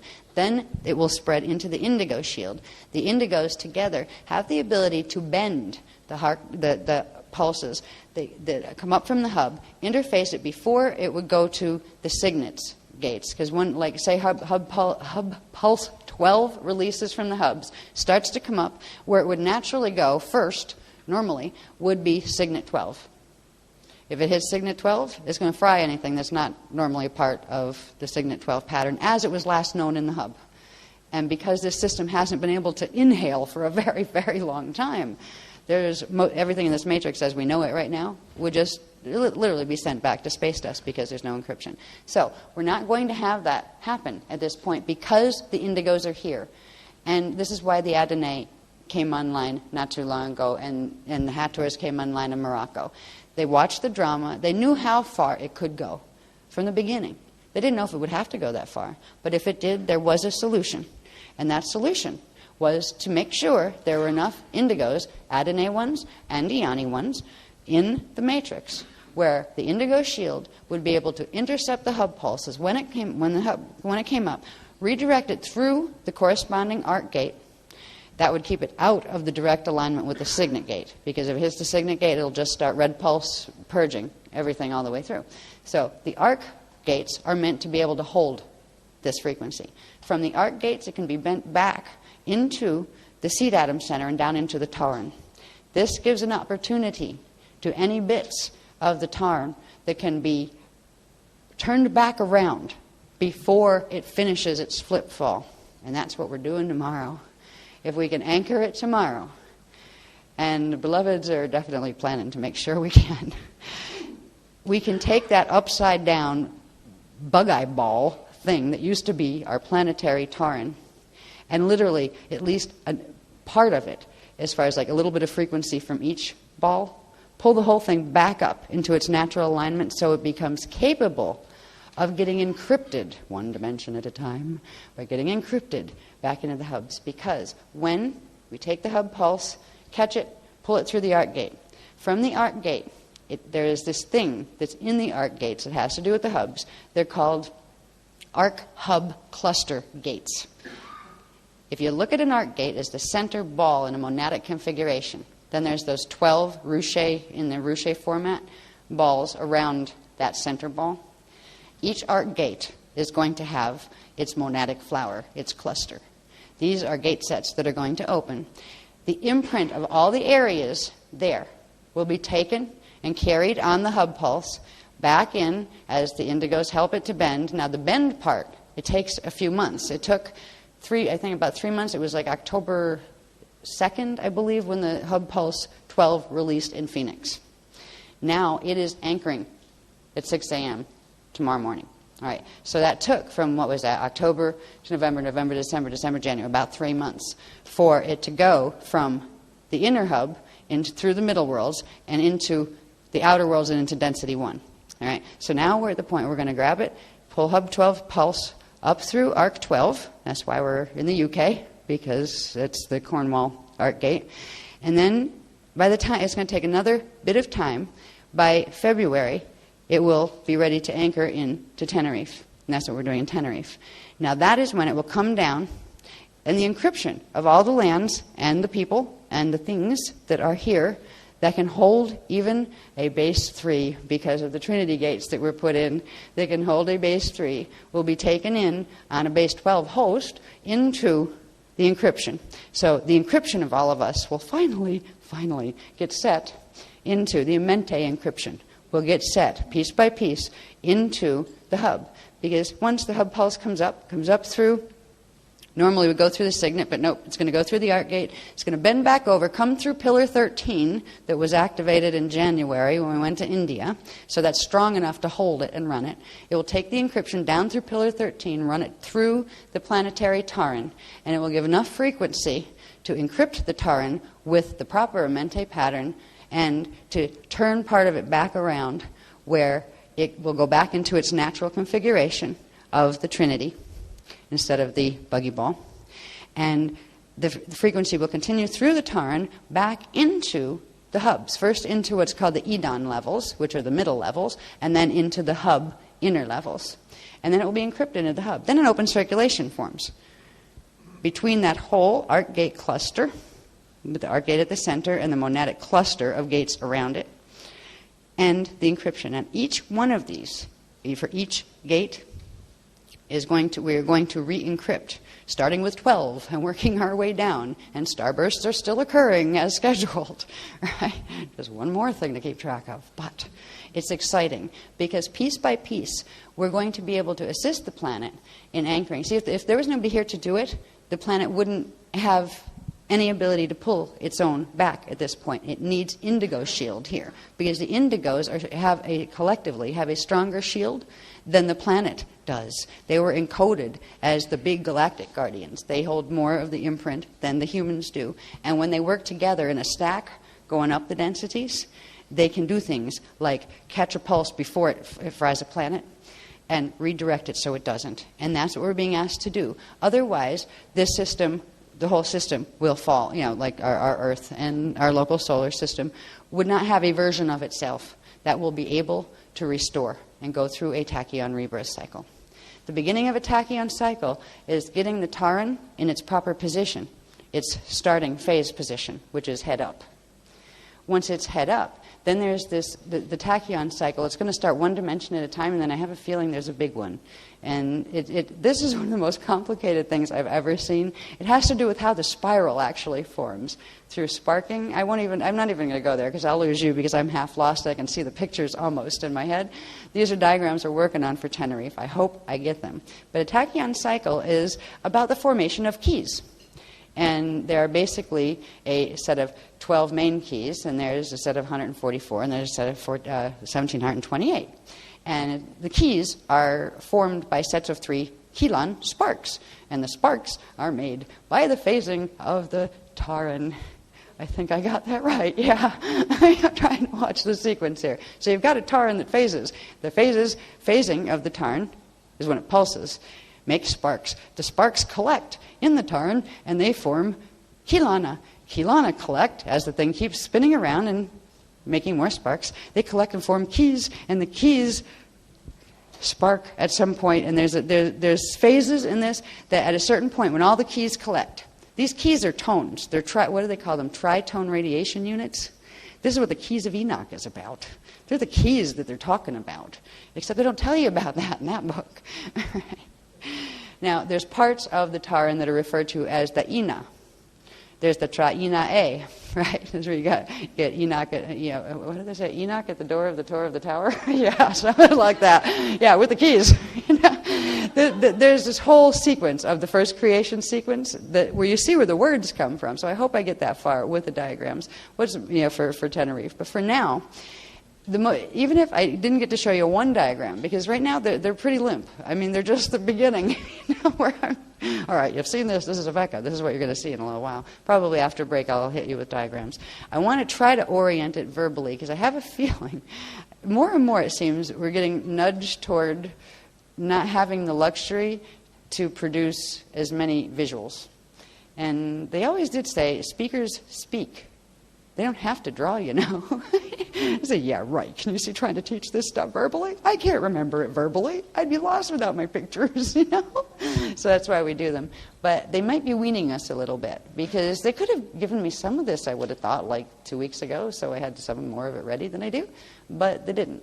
It was like it all came together, right? Well, like an hour after I was supposed to be here. So we're at one of those. But there are still some graphs, enough, I think, to explain some of the things I've told you about.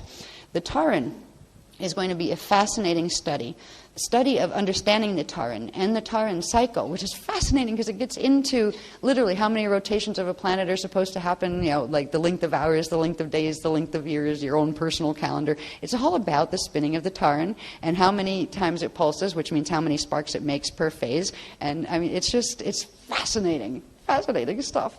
But for now, if we just know that we have this little trinity, it's a little trinity radiation unit that exists within inside of us. Right now it's standing on its head, and we still have the ability, if we can catch the wave that's coming in tomorrow, as indigos, to be able to begin the process of turning it back around. By Tenerife, it needs to be back around, or we won't be able to catch the rest of it, and we won't be able to get the first D12 level encryption into the hub. And if the D12 level doesn't go in, none of it will go in. So this is the seeding of Amente back into Eden, because Amente wasn't originally a part of Eden, the middle worlds or the inner ones. The Amente pattern was a fix-it job on the outer creation levels that was trying to assist the outer creation levels to evolve back into their natural structure so they then could go back in. So right now, we are actually having the assistants. We couldn't do this without the Hathors and the beloveds who are part of those inner systems. But they've actually, the ones that, the Hathors are interesting because they're in the inner hub levels, but there's that middle zone. They're the ones we're all going to be contracting into at a certain point in time when the inhale occurs. That's not going to be tomorrow. We actually have longer than we would have with starburst before the separation. I won't say it's going to be more gentle, but it takes longer to get done with the starbursts and then the star fires and then the tachyon cycle. We have to go through tachyon and density 1 because technically density 2 and 3 and 4 can't do their tachyon cycles anymore. Only density 1 is left that still has the capacity to do this. So everything in this matrix that has the capacity to catch a ride out of here at all, that can pick up a base 3 imprint, is running for density 1. And they will host out in whatever form they can. And that's why we're getting, so talk about really fast avatar integration. You got your avatar up there in density 4, and you got your oversoul in density 3. Well, if they're planning to come home with you, they're going to come home real fast because they're going to step down. Because right now, the levels of consciousness in your own reality fields up in those levels need to come down instead of you going up to be able to pull in through the hubs in density 1. We're going into what's called the Eden host. It's called the path of the Garden of Eden. And because the Eden is the level of the cell structure that the outer worlds that we're all a part of in these various levels of the bodies with many names that I'm still working on getting the names for finishing the K2, 3, 30 pages. Anyway, we're going back into the garden that we came out of. And those of us who didn't originally come out of there and were kind of got in here by some twist of, we came in from some place of the Edens, but it wasn't down here, and got twisted into the Amente program, we are being invited back in. And this is an invite. This is saying that they believe there's enough Christic potential left in the Amente program and the people that were a part of it, that they're taking a risk. It's kind of like if you were a Christic being and you had a really idyllic life in a lovely garden, wouldn't you be maybe just a little worried about inhaling all of us into your living room? Because you can't just send them back out. Once they're there, they're there. And if they're like, okay, they're base 3 Christic. Good. What about the other 9 levels? It's a vote of confidence and trust, and more than anything, a vote of love that this has been extended to us. Because they could have just not allowed the hub pulses to come out, or let them come out and done nothing. If they let them come out and done nothing, the falling ones would fall, and all of us would go with them, and we'd all end up in space dust with the hub pulses. If they did nothing and stopped the hub pulses, we would all fall Shona. But the option that was the option of mercy and the greatest love was the option that they're doing now. Opening the hubs, calling all the indigos to redirect them into the arc gate systems, encrypting Amente into the hubs, finally, because this was supposed to be done right after the fall from Tara. It was supposed to, all right, they got the pattern set here, and the next inhale on the density level was supposed to encrypt it in this way. But it was attacked, and then the Thetan mess happened, and then the 5.5 million year wall in time happened, and it just went from bad to worse. This is finally the fulfillment of the true Amente program. And the halls of Amente are coming back online. Because what's really funny, just as we had hub Pulse 12 that started to come up from the hubs when we were in Phoenix in October. This is the one that's coming in tomorrow. Now, if any wormholes, 11.5 wormholes, for example, don't close their gates too, just like if we don't close the signets would run the pulse and space dust. Well, if they don't close their gates, they go space dust too. So they have to close the wormholes.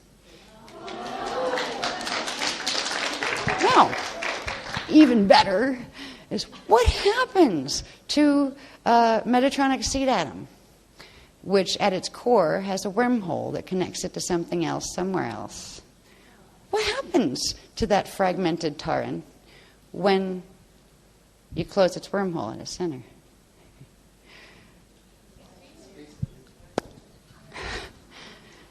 And it falls back into its natural cal-fall, in-fall configuration. The pieces come back together. It can't be ascended again, but it can cal-fall.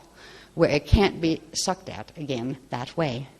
So they have to. Now, they can try to connect once the cal fall happens, and they will try to connect again.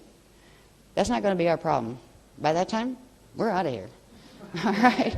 I mean, we did the best we could, all of us. The indigos, the angelic humans that can make it, anybody that can get out on the host, great. And those who want, what part of our job is to help them set up the core Christic fall center.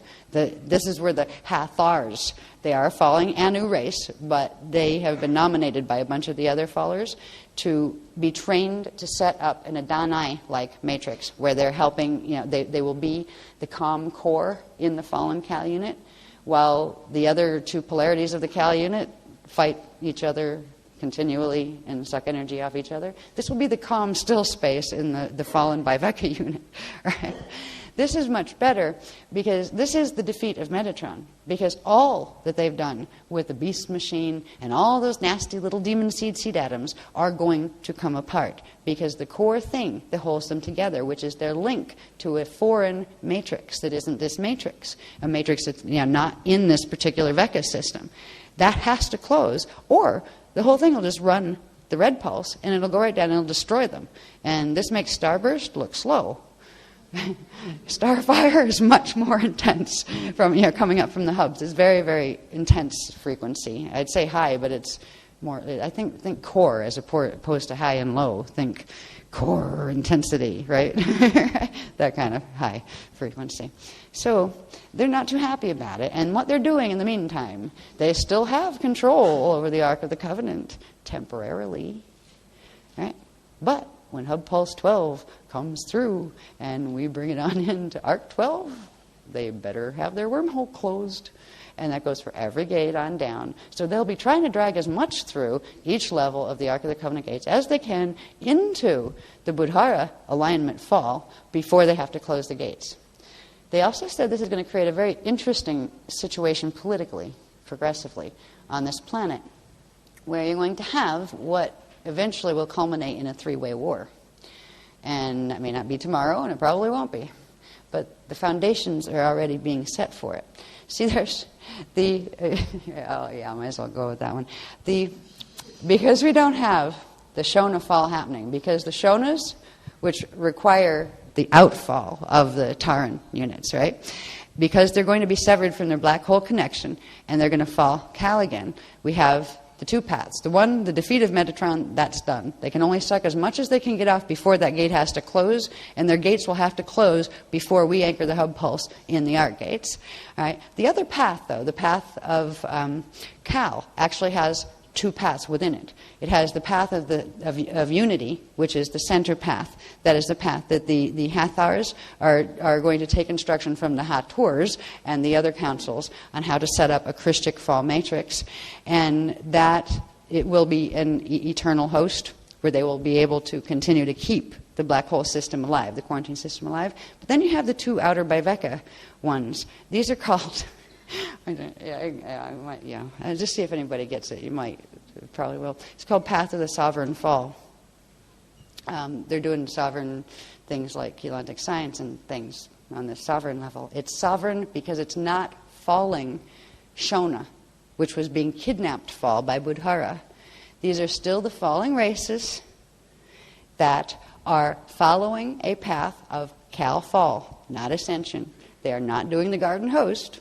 I do believe they have an E-group at the moment, and I don't mean to pick on them. But they've been rebelling and poking at us all along, and all we've tried to do, a lot of the people that get associated with these groups, a lot of the people in the group just don't, they have a rebel spirit and they want to rebel. Yeah, well, they've been poking fun at us and trying to nail us all along because several members that started out these groups tried to do certain things in relation to, some of them were exploiting the groups, trying to get in, be our buddies, exploit the groups, and they said, no, you can't do that. Why? Because we didn't let them have their way. They can do whatever the heck they want, but not in our workshops and not with our groups. And that's where certain websites came to be. So the sovereign fall path is a fall path. If they may want to change their name if they don't want to be associated with that. So, if anybody knows anybody on that group, you might want to let them know. Because it is officially, it's like the path of the sovereign fall is the Cal conflict zone. That is different from the Cal Unity Zone, which is the Christ Fall Zone. In the path of sovereign fall, that is the place where the three-way war stuff is going to happen. The three-way war stuff has to do with not only that right now there's a whole bunch of Drax and Anunnaki that are really celebrating because they're not going to get eaten alive by Budhara or Rhesus anymore. They get to fall free, which is what they always wanted in the first place, right? So they've got what they want. But they also have stuck over here, and there's not enough time to get them all out. A whole bunch of Buds that were sent over to finish off the Shona Fall, a whole bunch of Wisas, both Wisa Drax and Wisa Dex. So there's a whole bunch here that have a very vested interest in the amount of quantum of energy, and that means who controls the grids, in that what is going to become Little Bifeca unit. The safe zone will be at the center if that group can hold it, if they can hold their hub connection. Part of our job, and even as speakers, our job is going to be bringing in some of the texts, the Rasholay texts. So these groups, even if they're falling, know how to set up a Christic matrix, how to set it up and how not to. First thing you got to do is get out of denial. If you find yourself in a black hole system, does science have to go up there and sit you there in a spaceship to recognize the fact that there's a black hole at the center of the Milky Way? Gee, how'd that get there? Must be natural. It appears in nature. No. Anyway, I love that one. But anyway, we have the ability now to make a difference. Now, we're not here, and I'm certainly not here, and Naz isn't here, and Mac's not here, and I'm sure a lot of you weren't here. To do, yeah, I told you I'd twist around. Silly thing. We're not here to go and surrender the eternal life potential. We could. We could martyr ourselves. Why? Would we feel less guilty once we got there? Why do we feel guilty in the first place, would be the question. Nobody's expected to martyr themselves, because if everybody did, the system of checks and balances in the universe wouldn't work. That doesn't mean you wouldn't give your life for your kids sometimes. Of course you would. We've all done things like that in different incarnations. But right now, the best thing that we can do for any of the people here is, first of all, if we do not want to live in a quarantined black hole system that may or may not be able to hold its Christic center, where it can continually get more, where eventually it may reach its own Big Bang and go back as space dust. If you really don't want to be in that place, there is an option now that won't be there after this separation. Now, the separation is not going to be in 2012. We got more time than that. We even have more time than 2015. They've told me that in density 1, it's likely to begin its... They worded it's funny, too. It's something to do with some phase of its tachyon cycle that has to do with when this split occurs, when the inhale occurs. Because basically, the viable grids are going to contract and inhale into the middle zone, not all the way into the hub, because it can't hold that. But it can inhale into the Edon levels. And that's when the part that's falling will separate and infall. And that will become a quarantine. And I think it's quite a while before we get exhaled again. And this is the stuff that I still got to get the specifics on. It could happen so fast that you don't even realize it did.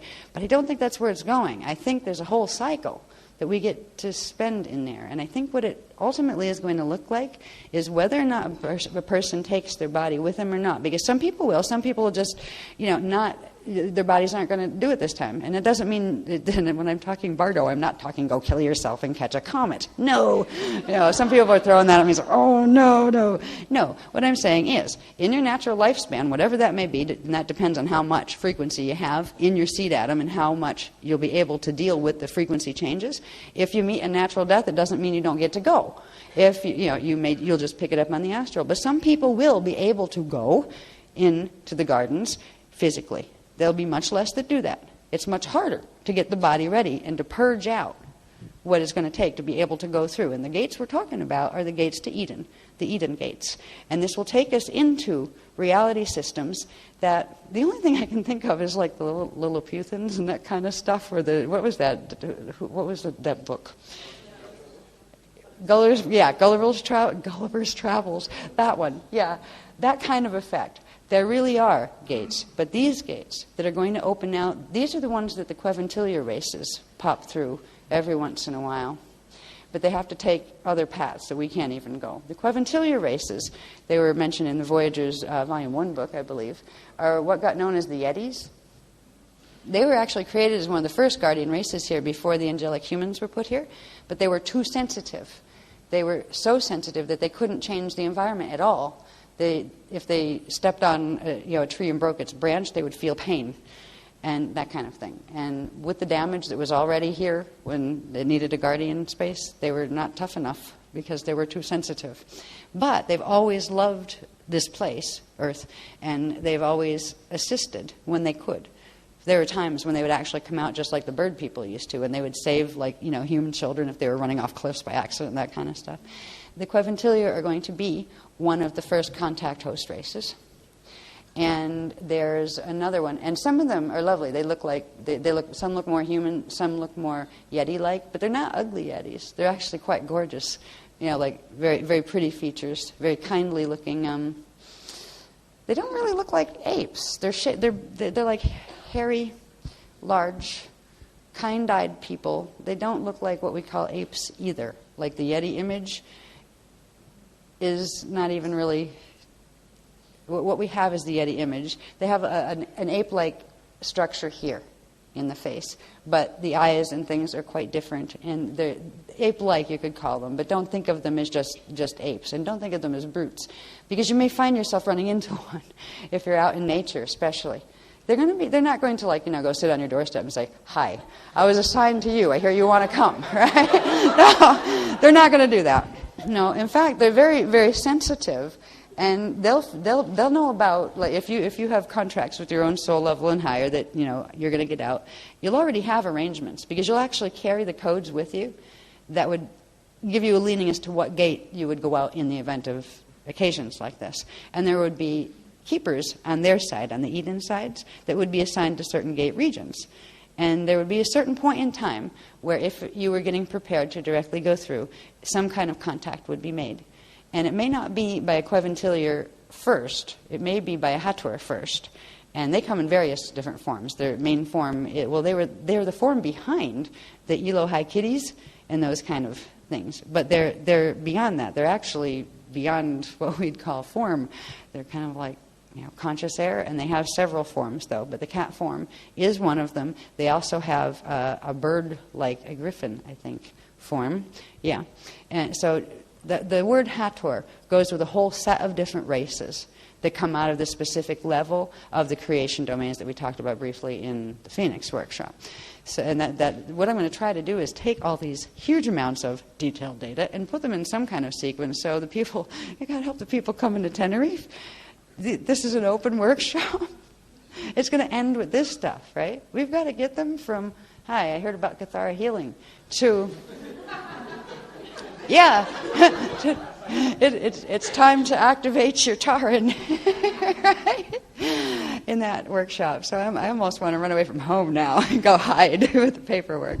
But for us, for today, if I can help people to feel the frequency of the celebration that's at hand, Metatron has defeated itself. Nobody really defeated Metatron except Metatron. And that's just too bad. Metatron's not going to have anything worse happen to that collective than already has. They're still going to stay fallen, and they're going to lose part of the stuff they stole. And that's okay. That's not going to hurt them any, other than the fact that it's going to bring them closer to their own finite destiny. Because what they were trying to do in the first place was make sure they didn't have a finite destiny. They were trying to recreate the original creation because they could no longer participate in it. They could have, at one time, any of these fallen races, chosen a Christic host matrix. They could have recognized the fact that they let it go so bad that the consequence was a fall. But they could still retain their integrity, regain their integrity in that situation. And they could still live in their own type of Garden of Eden that was still connected to the hubs, even if they couldn't go all the way up. The Adonai on the parallel Akasha side, parallel Veka Akasha side, are a great example of what a fallen Christic host matrix can be. But they chose it on purpose directly. They allowed themselves to fall in order to be able to reach other ones. They didn't fall because they were pushing the limits. They fell because they figured it was the only way that they were going to be able to save certain ones of their own. And part of those ones that they allowed themselves to fall to save are the ones that are over here that will still take the Adonai host out over there. So there's a lot of different avenues in the couple of paths that we have. We have the garden paths that will take us back to the Edens. They are the only ones that will offer the continuation of the eternal life potential. And whether or not we take our body as an immortal body or not this time doesn't matter. What matters is keeping the potential of that. So when we incarnate next into a form, and we might not have to do that for a while if we don't want to. We can float around as clouds if you like to for a while. It's a really nice space and review to be in. But there is that path that I would think most people are aiming for. A lot of people get hung up on worrying about where your loved ones are going to go. And there's a surrender point where you need to realize you can love somebody to bits and do everything you can. I'll do everything I can to help that person. Like I know that as, for example, he'd grab me by the bootstraps and drag me up if he thought I were falling. Excuse me, we'll talk about free will later.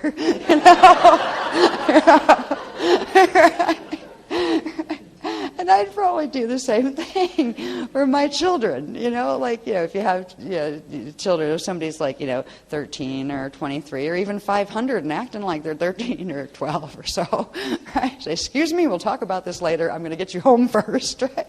I think some of us are going to have experiences like that. So you might not have to worry about your loved one as much as you might have thought during starburst, because there's a lot of people who have fond relatives that they forgot that are in the Edon levels. And there are many of them that are going to do the bootstrap bit, where we'll talk about it when you get home, right? Do you want to come back to the garden? Fine. Quiet now. Here you have the opportunity. It's going to be waves. They're not going to reach down and pull one by one. There are going to be waves of frequency set for certain whole soul groups. And those soul groups will be able to ride those waves into the Edon host. There's also things they're going to ask us who care to do with the Cathara healing program. We are going to build up to Cathara level 5, which is going to be full activating of the tachyon cycle within your own body. And once you have that activated in your body, you can transmit it to anyone who comes to you for a healing set. So basically somebody could come to you cold, never have heard of this stuff, but just said, yeah, I hear Cathara healing's kind of fun. You do your Cathara 1, 2, 3 levels. There's a level 4 level that has to do with the pillar of power that we're still working on. You've already been through those activations, but to get the text to catch up with where you are, I'm not giving any dates on when that's done, but then Cathara 5 is going to be Rosh Hashanah body. You're going to be activating it and how to use it in healing. How to use your Rosh Hashanah to activate other people's Rosh Hashanah. Because in Rosh Hashanah body activation, it is allowing the startup, the clearing and the restart of the Taran first light unit. It's resetting that so the being, as much capacity as that being's body and shield have, it will give it the opportunity to regenerate, to catch these host waves that are going to be running, just like non-personally. They're going to be running just for whole soul groups to pick up on. So we will be able to help ourselves and help other people directly. And it's kind of neat. We're doing all the hard work. We're the ones that have to know what this stuff means, right? Somebody can come to you, have a Cathara 1 session, then a Cathara 2, 3 session, whatever the Cathara 4 session is going to be, that I don't know how they're going to have that used in Cathara yet, and then a Cathara 5. And they could just go to the races at that point and just say, well, I'm activated. And they are. It doesn't mean they're going to have a great time of not having things trying to drag them down black holes if they have things connected to their field. It would benefit them to learn.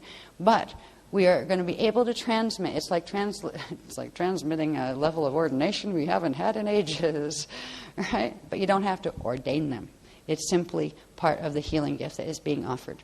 It is the gift of the host, and their own avatar levels, their own intermediary levels can do what they want with that, but it will enable them to catch the tachyon waves when they come through, and they're going to come through one dimension at a time. One of the things that took me the longest to typeset this morning, was the schedule, another schedule, Starfire schedule, as to what hub pulse is released when, and then when that hub pulse when we need to anchor it into the arc, and then when we need to bend it over to pillar 13 so it goes into the Taran. Right, there's a whole sequence of those. And of course they're running concurrently, but not at the same time as Starburst. Yeah, and I'm at the point where I just want to go back to the garden and go to sleep for about a millennium. it's exciting what we're a part of. And I keep saying, I'm not going to do another workshop until I can go in there with my full Mylar sequence perfectly. I even got a little organizer, right? Anything that's going up, Mylars is going to be in that organizer. It's going to be sectioned out where this is part 1, this is part 2. And they're going to be in color, and they're going to be typeset. And I refuse to bring the paste up department with me to another hotel. Yeah, right. I might as well just give it up already, because I was going to do that. I got to start the new year off right this time, right? I have all these graphs and things, and where did they go? None of them are typeset, but at least we have pictures.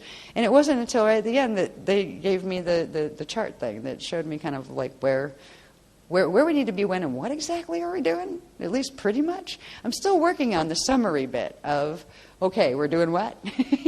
First there's hub pulse, yeah, okay, hub pulse. Then there's arc, catch it, run it through the arc, yeah. And there's several things happen there. That's called like the tachyon initiation, right? Then there's bend it over into the Taran unit, right? That's the Tenerife thing. Well, these are a repeat of these for everyone, but we don't have to go back to Tenerife every time or any of that. But there's a whole series of events, and I hope it's not as bad as the list that came out for Starburst. For any of you that saw the India material, remember that written material about how they described what Starburst was? I'm really hoping they don't describe Starfire at that level of detail, because it was exhausting bringing that through, and it took ages. I think it took just about the whole India trip to get that down. So with this, they're going to give us a summary, and I've got a little bit of it done. We also had a really funny thing. They've been telling me for a while now, less is more. Less is more. Very often, less is more. Not always, but very often. Right? I think, okay. Well, what less? You just show me what you want me to teach, because I'm not going to edit this stuff. I don't know what's important, what's not. I don't want to leave out something. Well, they kind of helped us along this time. Right? If I'd had my way, there would have been probably about 50 Mylars. Even if there were like scribbled words on them, at least there would have been pictures that I could point at and describe things.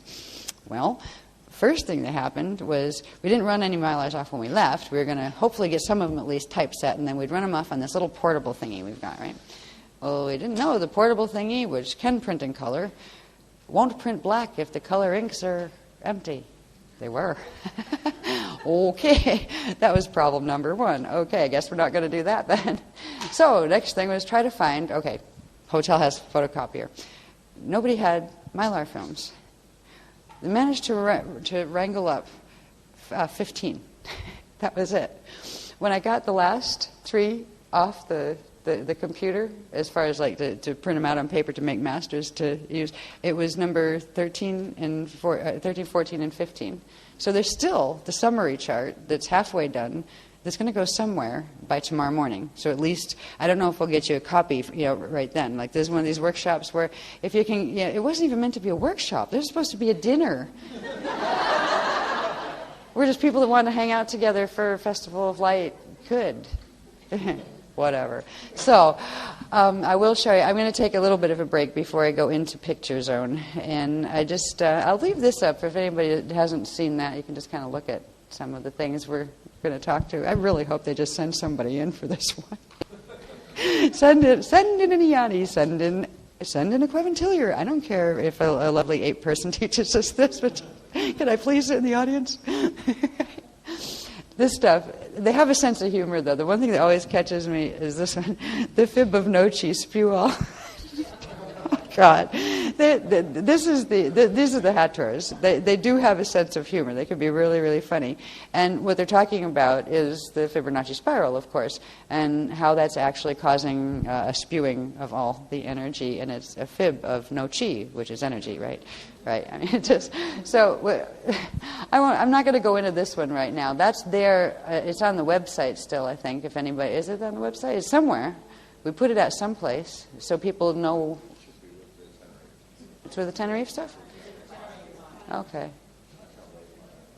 Okay. Because it should go somewhere. If anybody wants a copy of it, they can look at it, because it gives you an idea of not just Tenerife. That's where we're going to do our best to cover this material in Tenerife with all the diagrams. But it will give you an idea of some of the things that need to be understood as the introduction to Rochelet training. This is the foundations of Rochelet training. which is giving you the basics of before you get Rachelet trained. You need to know these things, right? Just like you need to know ABCs before you can begin to make words and, and become like a writer or anything like that. This is the beginning of the things we need to just have a basic understanding of, and we will by then. Hopefully by now, at least, we'll understand we have a Taran unit, one little trinity of radiation, 3 Partakai units that are the first 3 Partakai sparks to form the first kilan of any creation, and every creation has one. And we are going to salvage the Taran. It's called purging of the Taran, purging the Metatronic twist out of it.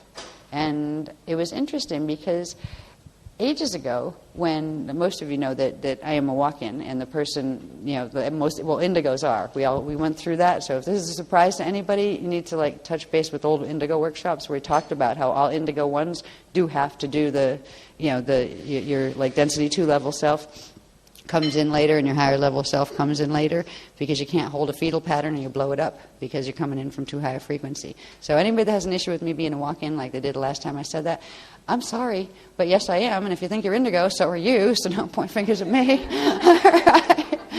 But anyway, can you tell I'm tired? No, I just babble. No. All right, wait a minute, I got incoming. Do what? Wait a minute. Excuse me.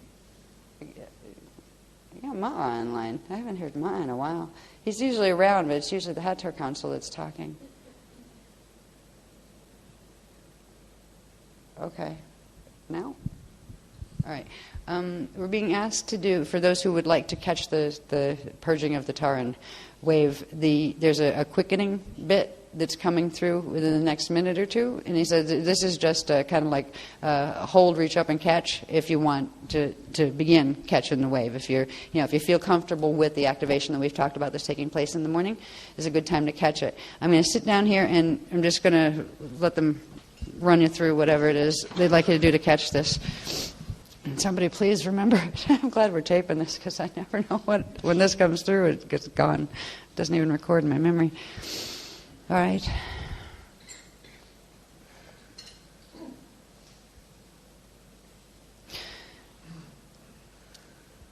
We've got a Zara level around, so if my voice gets funny, that's just my level, my Azara level self, as I like to call her. It's part of my identity level up in the Iani levels. Okay. Focus your attention at the Azure and consciously slow your breathing rate to about half of what it is right now. Take gentle, relaxed breaths in and out from the Azure.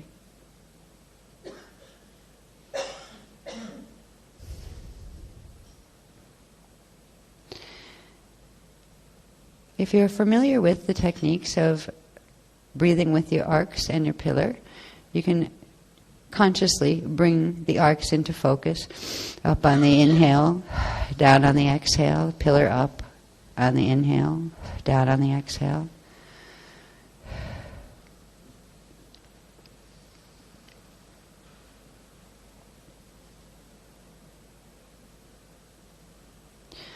Now call to mind the description of the small Trivecca unit called the Taran that was described as being placed deep within the Azure. And imagine now that you've had one in there stuck where it wasn't able to phase or rotate, but now it is beginning to feel the quickening. To continue breathing simply in and out. In a moment or two there will be a small burst of energy released from the planetary Taran. This burst of energy we will draw up through from below our feet, up our main vertical column. We'll let you know when it comes. And what we'll be doing is drawing it up and into our own Taran, and then holding it there for a moment and allowing the energy to saturate our own Taran.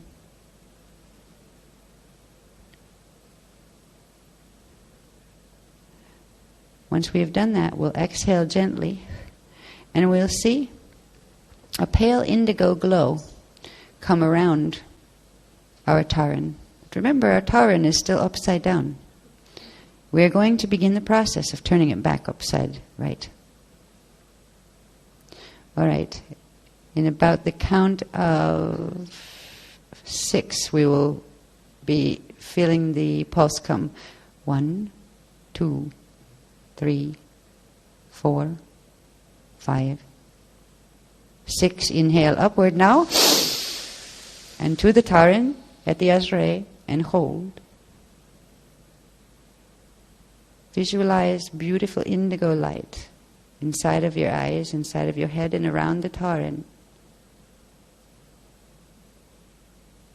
Hold for as long as is comfortable. Because the longer you hold, the more the indigo light will saturate the Taran. Now, when we exhale, we are going to exhale, and as you exhale, we will push the blue indigo light downward, and at the same time, we're going to turn the Taran upward. You're going to have the bottom ball go upward, and it doesn't matter at this time whether you go up from the right or the left, whatever feels most comfortable for now.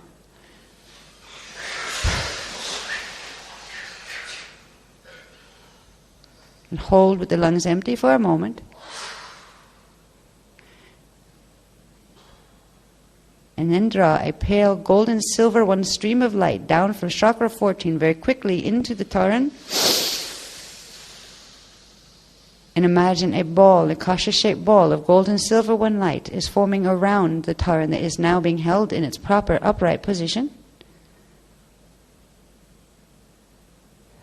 Release the breath gently, but keep the akasha there around the Taran, where you have a golden silver buffer field from D14, now creating a temporary sustaining field for the Taran, so that it begins to become familiar with its organic position that it has not been able to have on this planet for a very long time.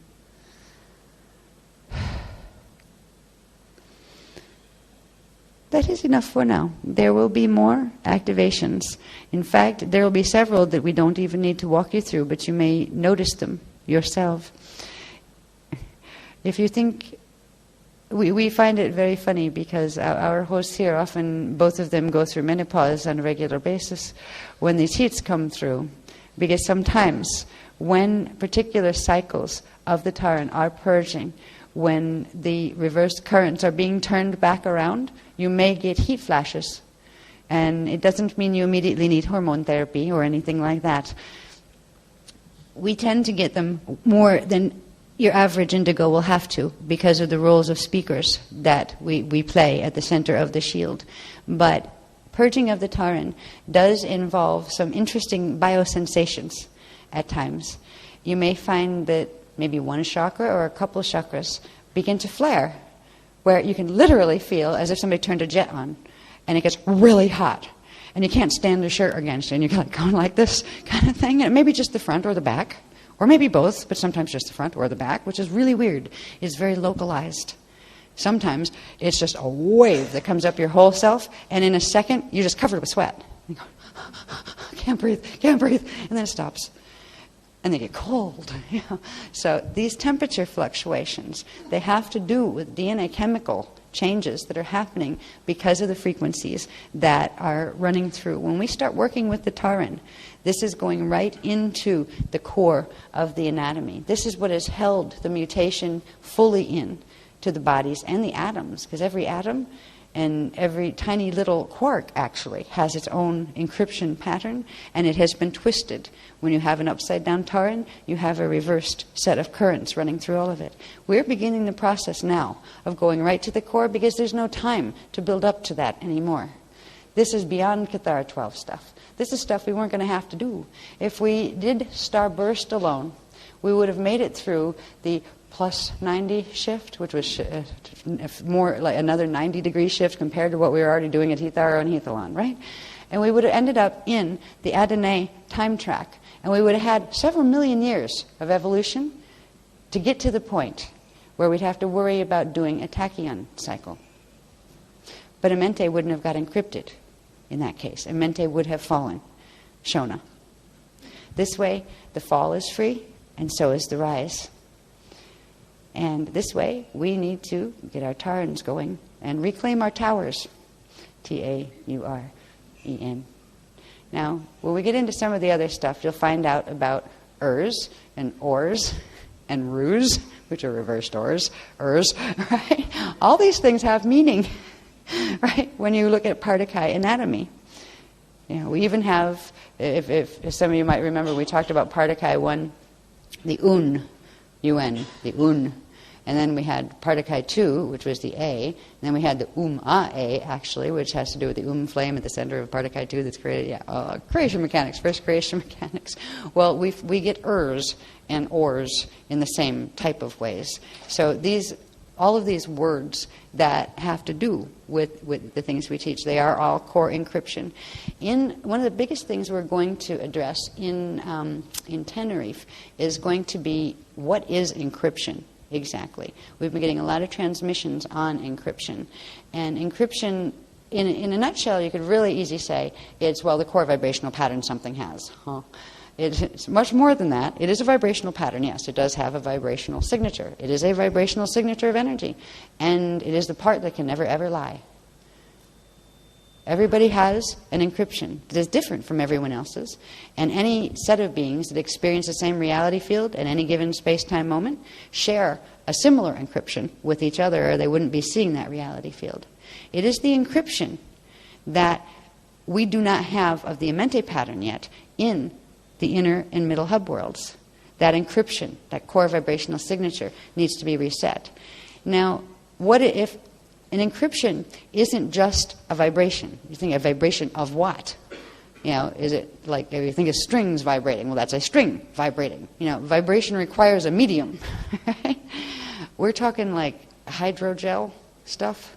There's these substances. There's this thing called the gelesic states of, before we get to pre-matter on the outside, there are gelesic states. They start within the first Partakai.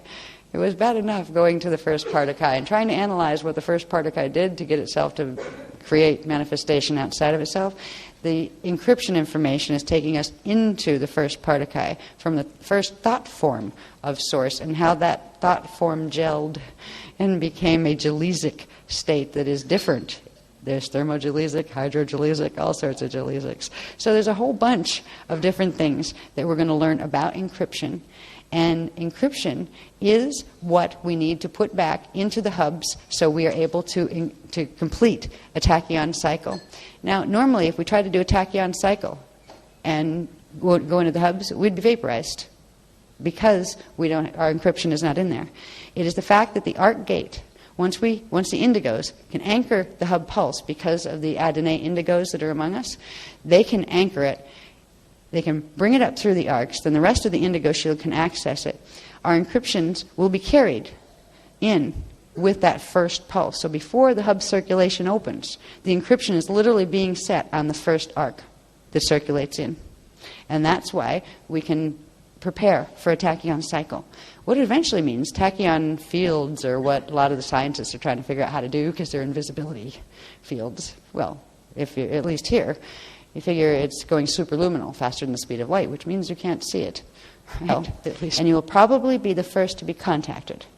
All right? Not because you're favored, but because you're known. And you will have in your own shield data stores that the others that haven't been at all encrypted in will need, to understand. So they will they'll contact through dream state first.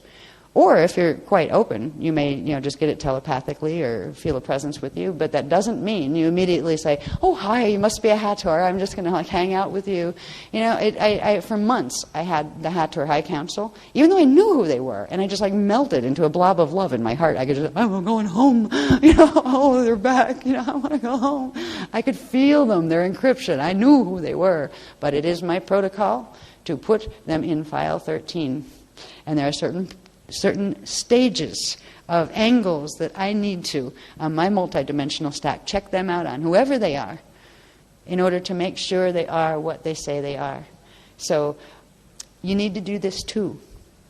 And if they're really guardian beings, they'll just smile and say, "Hey, good one. You're doing protocol. That's good." Because they don't want you to just hand yourself over to something that says, "Hi, I'm your guardian angel." You know what I mean? Let me lead you down a black hole. You'll love it there, really. You know? So there will be contact accelerating from this point. But again, they're not going to land on the White House lawn. Not yet, anyway. If any of that happens, know that 3-day evac engage thing has been triggered, and something's going to crash, and they're not going to be able to keep the gates open. And if that happens, they'll do a pull, the bootstrap bit. Anybody can go, they'll bring them in. And then, of course, if they want to go fall after that, they can always send them back. Because with the fall, if you go into the Edons and say, "Well, I don't really like it here. I don't want to be eternal after all. I really want to go back and fall down there. All my friends are there." Then you say, "Okay, you can go back that way. It's just you can't come back the other way." So, there's a little bit of, free will is a great thing if you're coherent. But if you're not coherent, a little knowledge is a very dangerous thing, and that's what's happening here. So so far, we don't have to worry about 3-day evac bits. There may come a time, though, when, it's already getting strange. I mean, when you look at the news, it's like, what's falling apart now? We got floods out in California now, fires somewhere. This was on the news just recently. It's like Australia, the fires. It's like there's always this stuff going on, but there's just an awful lot of it all over the place anymore. And this is without watching the politics and the three-way war issue building. You'll basically have your Dracs and Anunnaki URI people fighting against the Wisa Dracs, and they're some Drac people, but mainly Wisa Drac. You're going to see religious wars, and that's what they're going to start as. They're already, primed for it, but it's not going to get better. Hopefully, some semblance of peace can be kept, because none of us want to get dragged into wars that we're not going to win anyway. They basically said there will be a winner to the three-way war whenever that finalizes, and it will be, as I believe was said in the Bible. And it appears that China will get involved at some point.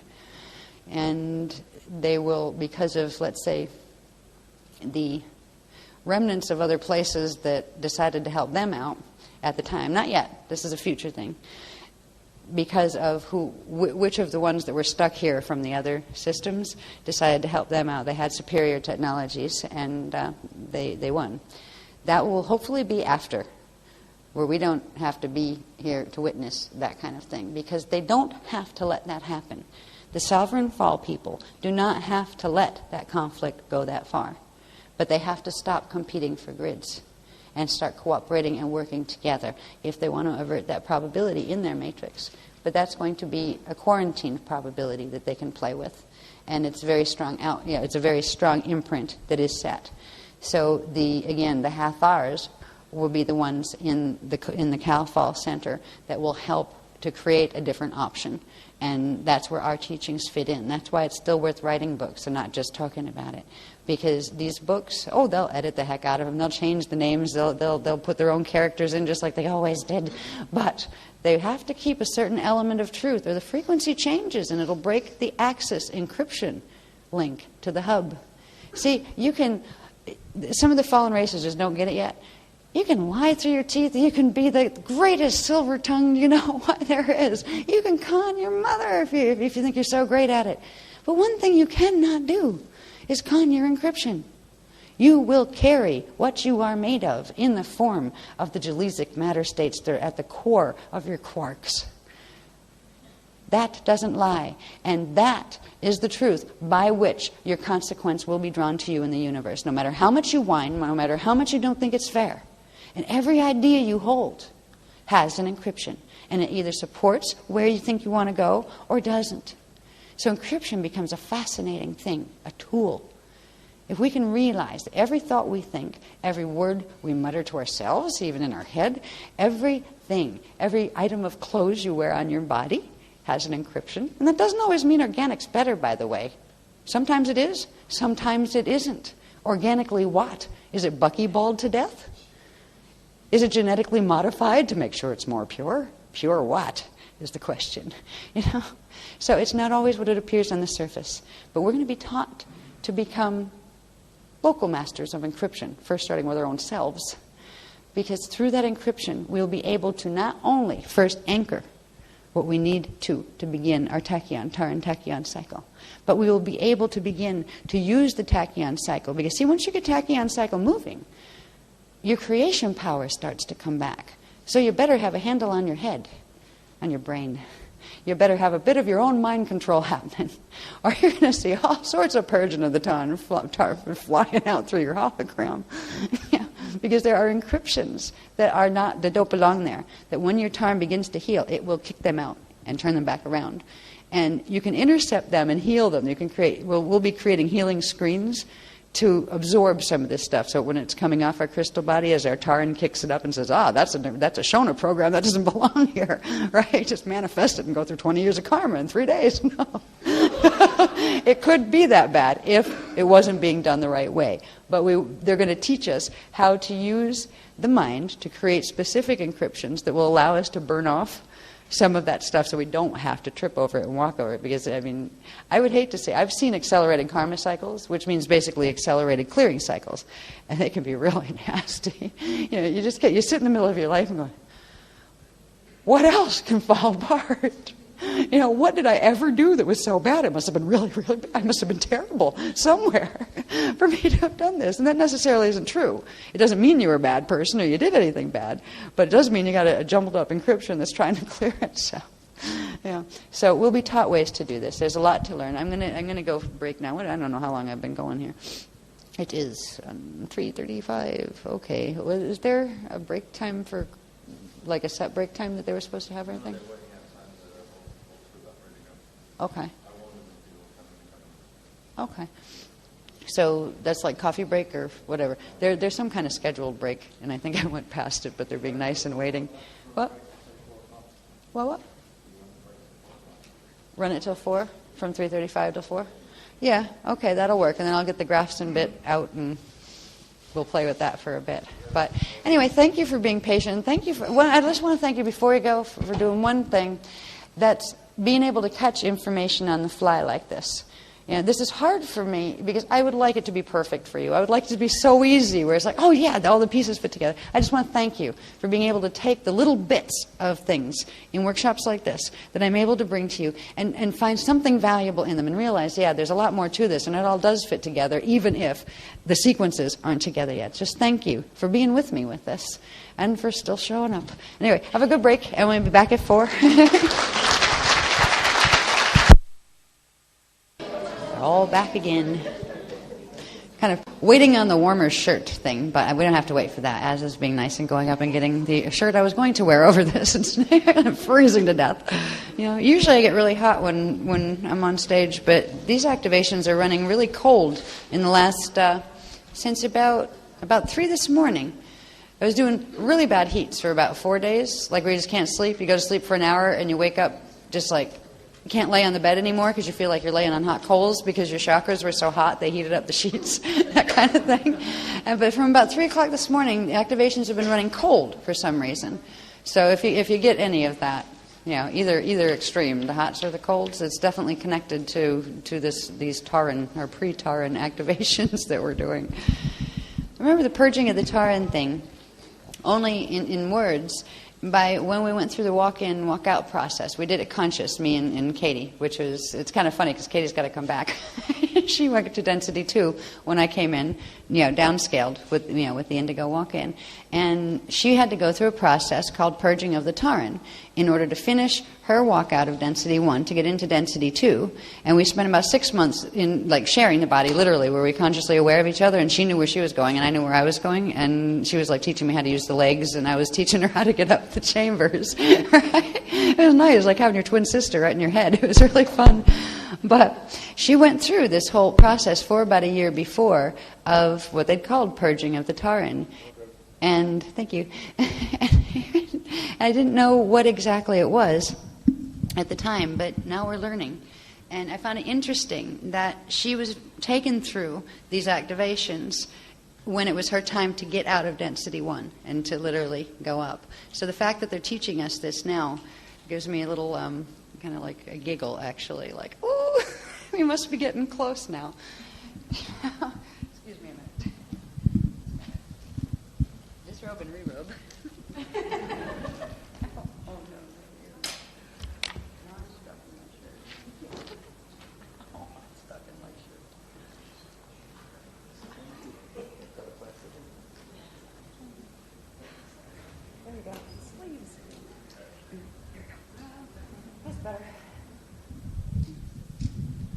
Usually I dress too warm and I'm sweating to death when I'm up here, but these are running really cold and I'm chattering. All right. Anyway, purging of the Taran is what we're moving into, and it's not a bad thing. It's a good thing. What I would like to do is kind of round up what happened in Phoenix to what did she just talk about? Put them all in one place with some pictures, because the visuals will help, even though they're just some base diagrams. They will help as far as some of the things I've explained, actually like bouncing around when we were in here before. I can show you a little bit more slowly with the graphs, so it makes a bit more sense as to what I'm talking about. And I think you probably get it pretty decently, because it's kind of funny. I can feel the group shield. It's kind of like, well, oh yeah, more of those technicals. But yeah. I get the feel. All right, we've got a Taran. Yeah, we got to activate this, turn it back around so it's not upside down anymore. Gotcha, no problem. Right? So it's like, cut to the chase. Turn the Taran around tomorrow morning, 6 a.m. Gotcha. And it's kind of funny because I feel this shorthand happening in the group shield, where it's like, I think maybe a lot of us, our logical minds, just said a long time ago, I said, great, it's there. Yeah, if I ever want to prove it to myself again, it's there. I don't need to know right now. Someday, maybe, I'll look at it and really study it hard, but there's so much. So at this point, it's good, because we can have the basics. We learned enough in the last couple of years, barreling on through Cathar 1, 2, and 3, and part of 12, and part of 8, and part of 6, all at the same time, under K2, 3, where we at least know structure enough. So when we talk about these things in energy, we have a visual to use. We know what the bones of creation look like with the Cathara grids and the Eka maps. We're just starting to learn what the cells of creation that grow on those bones look like with the light body cells and all of those things. Looking at the pictures isn't too bad. It's trying to name all the balls is enough to drive you nuts and remember what the names of each level of them are. But we'll get there. What we're doing right now is my main objective in this, what became a workshop that wasn't exactly meant to be, is to help you when you leave here tonight. First of all, I'd like to be able to have a lovely dinner, because this was supposed to be a gathering of family for people who felt a part of the Indigo family and the angelic human family, and just wanted to hang out with other people who it's almost like a commiseration we share.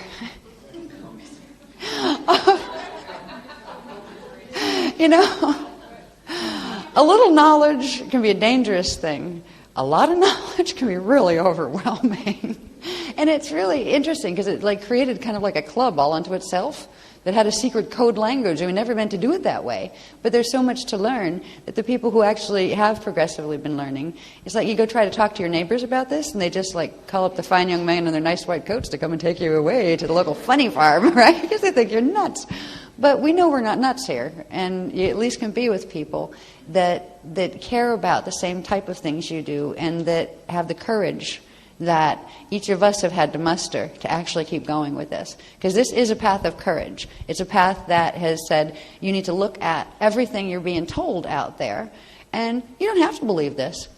But what about this in relation to that? Check this out. And we find ourselves basically having every other organized religious group in the world. If they actually knew what we were about, they would not like us. We would be deemed whatever their version of evil is, because we're teaching the opposite of what their dogma is about. All right? We're the dogma busters, the whistleblowers. Nobody likes whistleblowers. Did you ever notice that? It's like, how did I get this job? Anyway, here we are. And I'd like us to have a nice evening tonight where we can just relax. It's good to relax. You don't have to relax and, big activation tomorrow. The best thing you can do tonight is to have a good time, to laugh, to just relax and realize there is an inevitable invincibility of the Christ. That inevitability is the fact that even when things were pushed to this level in this matrix, the inner races always knew that the worst case scenario still had a best case scenario. That best case scenario is the natural starfire cycle. And there are still people here who can make it so there is a path for those who can hold the frequencies to go back into a host, into the Edens, back into the garden. And the ones who have tried so hard to fall and wanted so much to do so can.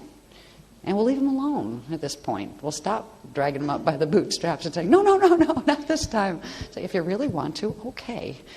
But they can at least fall free, where they have each other to fight with, And if they want to choose to continue fighting over grids that are now going to be limited as far as the quantum in their black hole space, that is their choice. Hopefully some of them will have learned better. There's going to be experiences that we don't get to see because we'll be gone by then. Not just, me and Az and Mac, but all of us will be gone at a certain point in time elsewhere. We'll be busy checking out the garden and learning what really organic means. And hopefully we don't lose all of our teeth and our hair first. Because we're doing another teeth-breaking cycle, I've noticed. Thank goodness it's only the teeth and not the bones. Yeah. But anyway, I keep asking, I gave up asking, what's it going to look like? That was my catchphrase, and they all got sick of hearing me up there. They're telling me that when we need to know what is going to look like, what stage of what is going to look like, they will be glad to let us know. But they're not going to let us know things that will be a distraction to what we need to get done. And what we need to be able to do is get our Taran back in order so it can participate in a tachyon cycle, which is the key generation cycle, that will allow us to build the frequencies in the core cells of our being so we are able to ride the light, as they call it. Riding the light fantastic is being able to ride starfire, the inhale, back in to the next level in of creation. And some of us will be able to go all the way into the hubs, into the core. It depends on where you came from in this lifetime in the first place. But there are many more that will be able to do the Edun host because of the base 3 Trinity gates that are connected into the Polarian gates that are now going to be connected into the Arc gates that are connected into the whole thing. It will give an opportunity for many of the ones who had already gone Metatronic. That Metatronic bond is going to release. Many of them will fall Cal, but some of them will be able to catch and turn around what they have left, just enough to pick up a base 3 host. So it's good news in those terms. Compared to what Starburst would have offered alone, this opens up the gardens again, and they are a refuge and a place of safety for those who want to keep the promise of ascension alive. And it's exciting that we're here together as this little group, and we are a little group compared to the other groups on the planet. We are quite small, and that's okay. And maybe we'll be surprised to find that there are many, many little groups that come from all sorts of places. And we find we're a very big group after all. Not so many we're lost. Because I know a lot of us get kind of stuck with don't want anybody to fall. Because once you get to the spot where you're Christic and you love everybody anyway, no matter what they did, just like you'd love children, even if they're bad, you might not like the behavior, but you still love the child. That's where the letting go becomes hard. So it's time that this is about a time of focusing on reunion. There was a song, what was it, from Freeport Convention? Was that what they called? Yeah, it was called Meet on the Ledge. I'd never heard it. Being from America, I'd never heard of the band. But it was... Meet? Yeah. Oh, I didn't think it was about... Okay. No, I was going double E. I was not thinking Stakes on the Edge. Meet on the ledge and Stakes on the edge. No. And it was about coming together, kind of like, and I kept getting it, like, well, how did that go? Meet on the ledge. We're gonna meet on the ledge. When the time is up, we're gonna meet all my friends. And it was just sort of beautiful. We don't have a recording of it, but it was just really, really, the words were very moving, and it brings that song to mind. We're going to meet on the ledge, and when the time is right, we're going to meet on the ledge and meet all my friends. And that's kind of what we're moving toward. And we're actually meeting on the edge, as opposed to the edge of the garden. And what's exciting is there's already been a lot of activity, and it hasn't been our guys, as far as pulling people through various different little interface gate systems and things on the planet, using the Amente gates in ways they weren't meant to be meant to be used. I can't talk at this point now. They have been being used by all sorts of ET contactees. There have been people who have actually driven their cars, had the road change, knowing that there were certain signs. They'd driven that road 1 million times, but all of a sudden the bend wasn't there anymore and the sign was gone. And they ended up taking a tour into cities that weren't there when they came back later out the other side. So there are places that it can be that seamless. You can be driving down a highway, you've been down 1 million times, see other cars on the road, all of a sudden there'll be like a space where didn't see too many cars. And you say, wait a minute. You look at your mileage like, wait a minute. There should be whatever town is supposed to be over there. Where's my exit? Not there. Because you passed through a zone that took you into a gate system. This is how seamless these gate systems can work. And yes, they can take cars, boats, planes, and bodies, as far as passing through and coming back out the other side.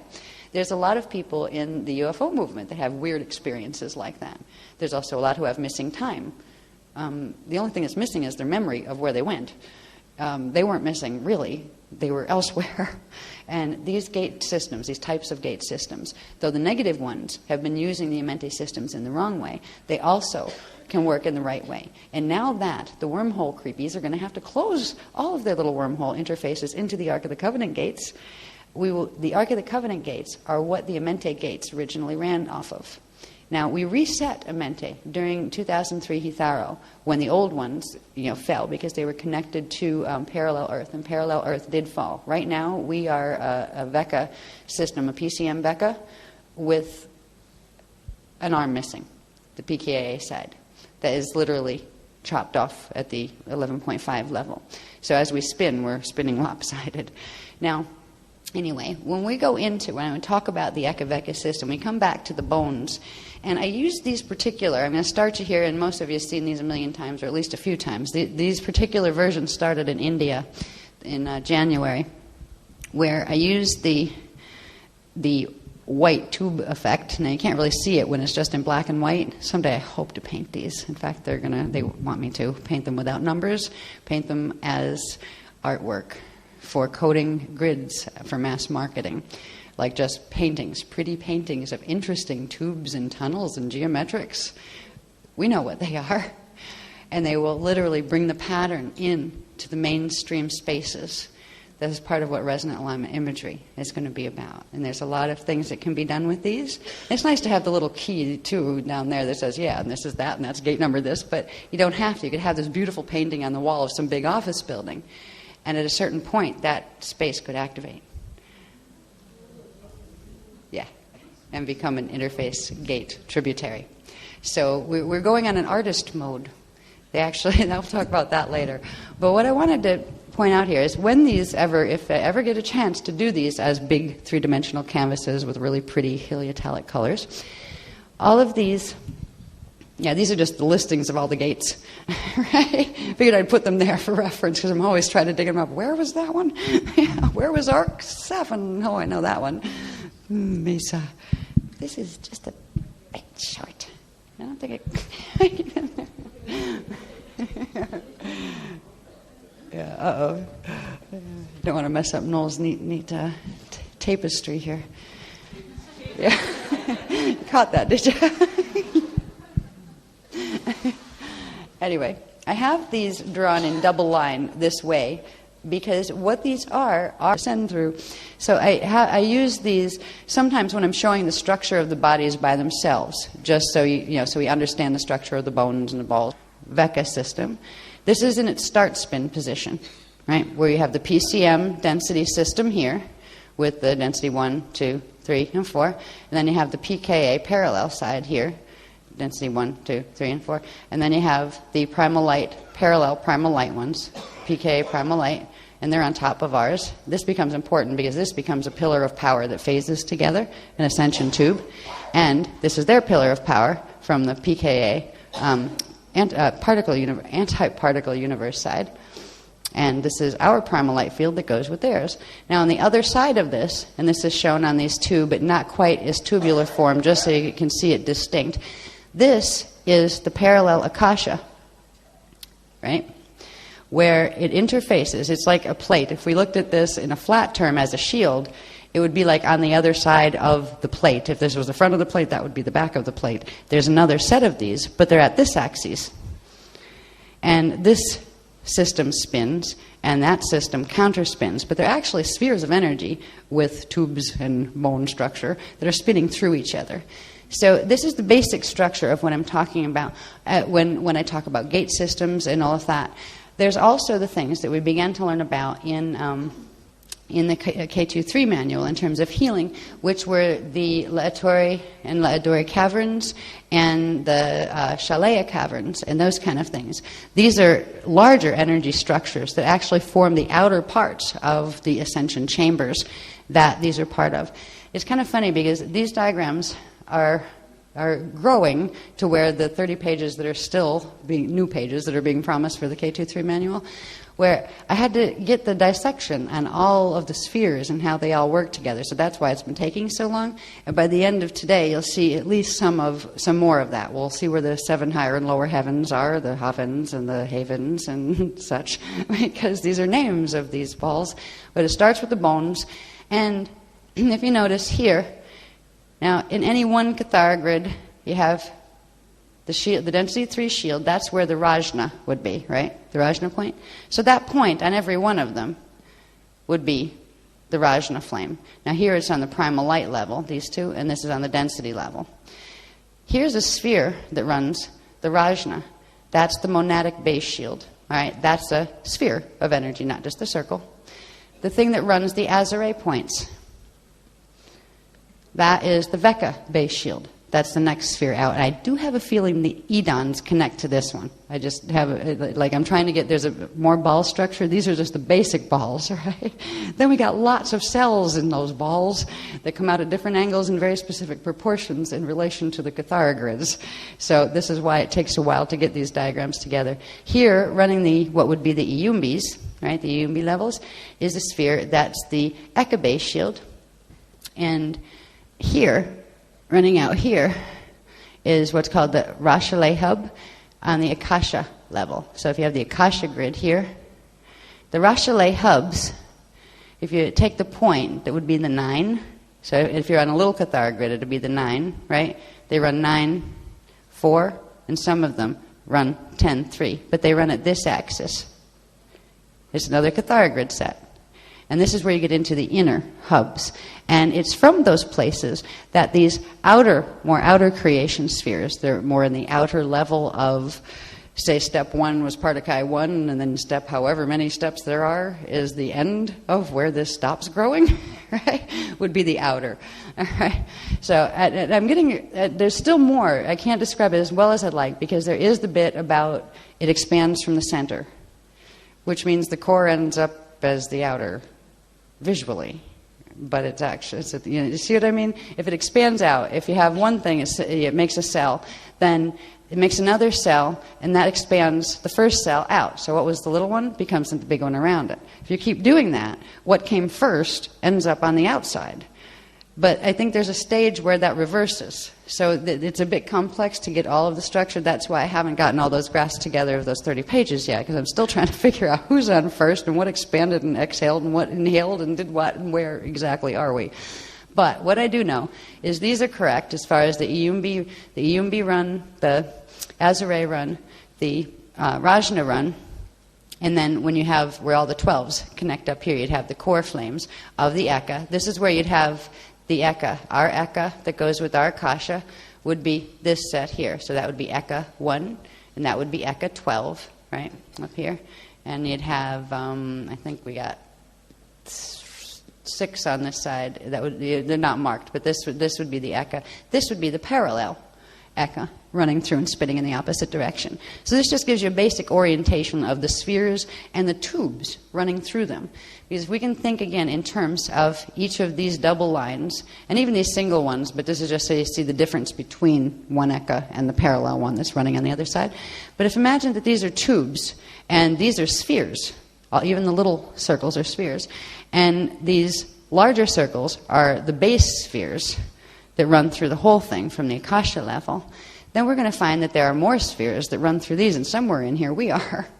When we understand this structure, we can understand better first of all, where the gates are, like the Ark of the Covenant gates and the Polarian gates, and to see a little bit more about how they connect through the Eka. So when we talk about them, we begin to understand what we're doing. If we're going to, we're anchoring this energy that is supposed to be in the hub, and the hub will usually send it up to signet 12. So if you have a hub that runs here, and say it's 12 point, coincides with the 9, if it releases the 12 pulse, that 12 pulse would go up this chamber first and come out the 12 signet.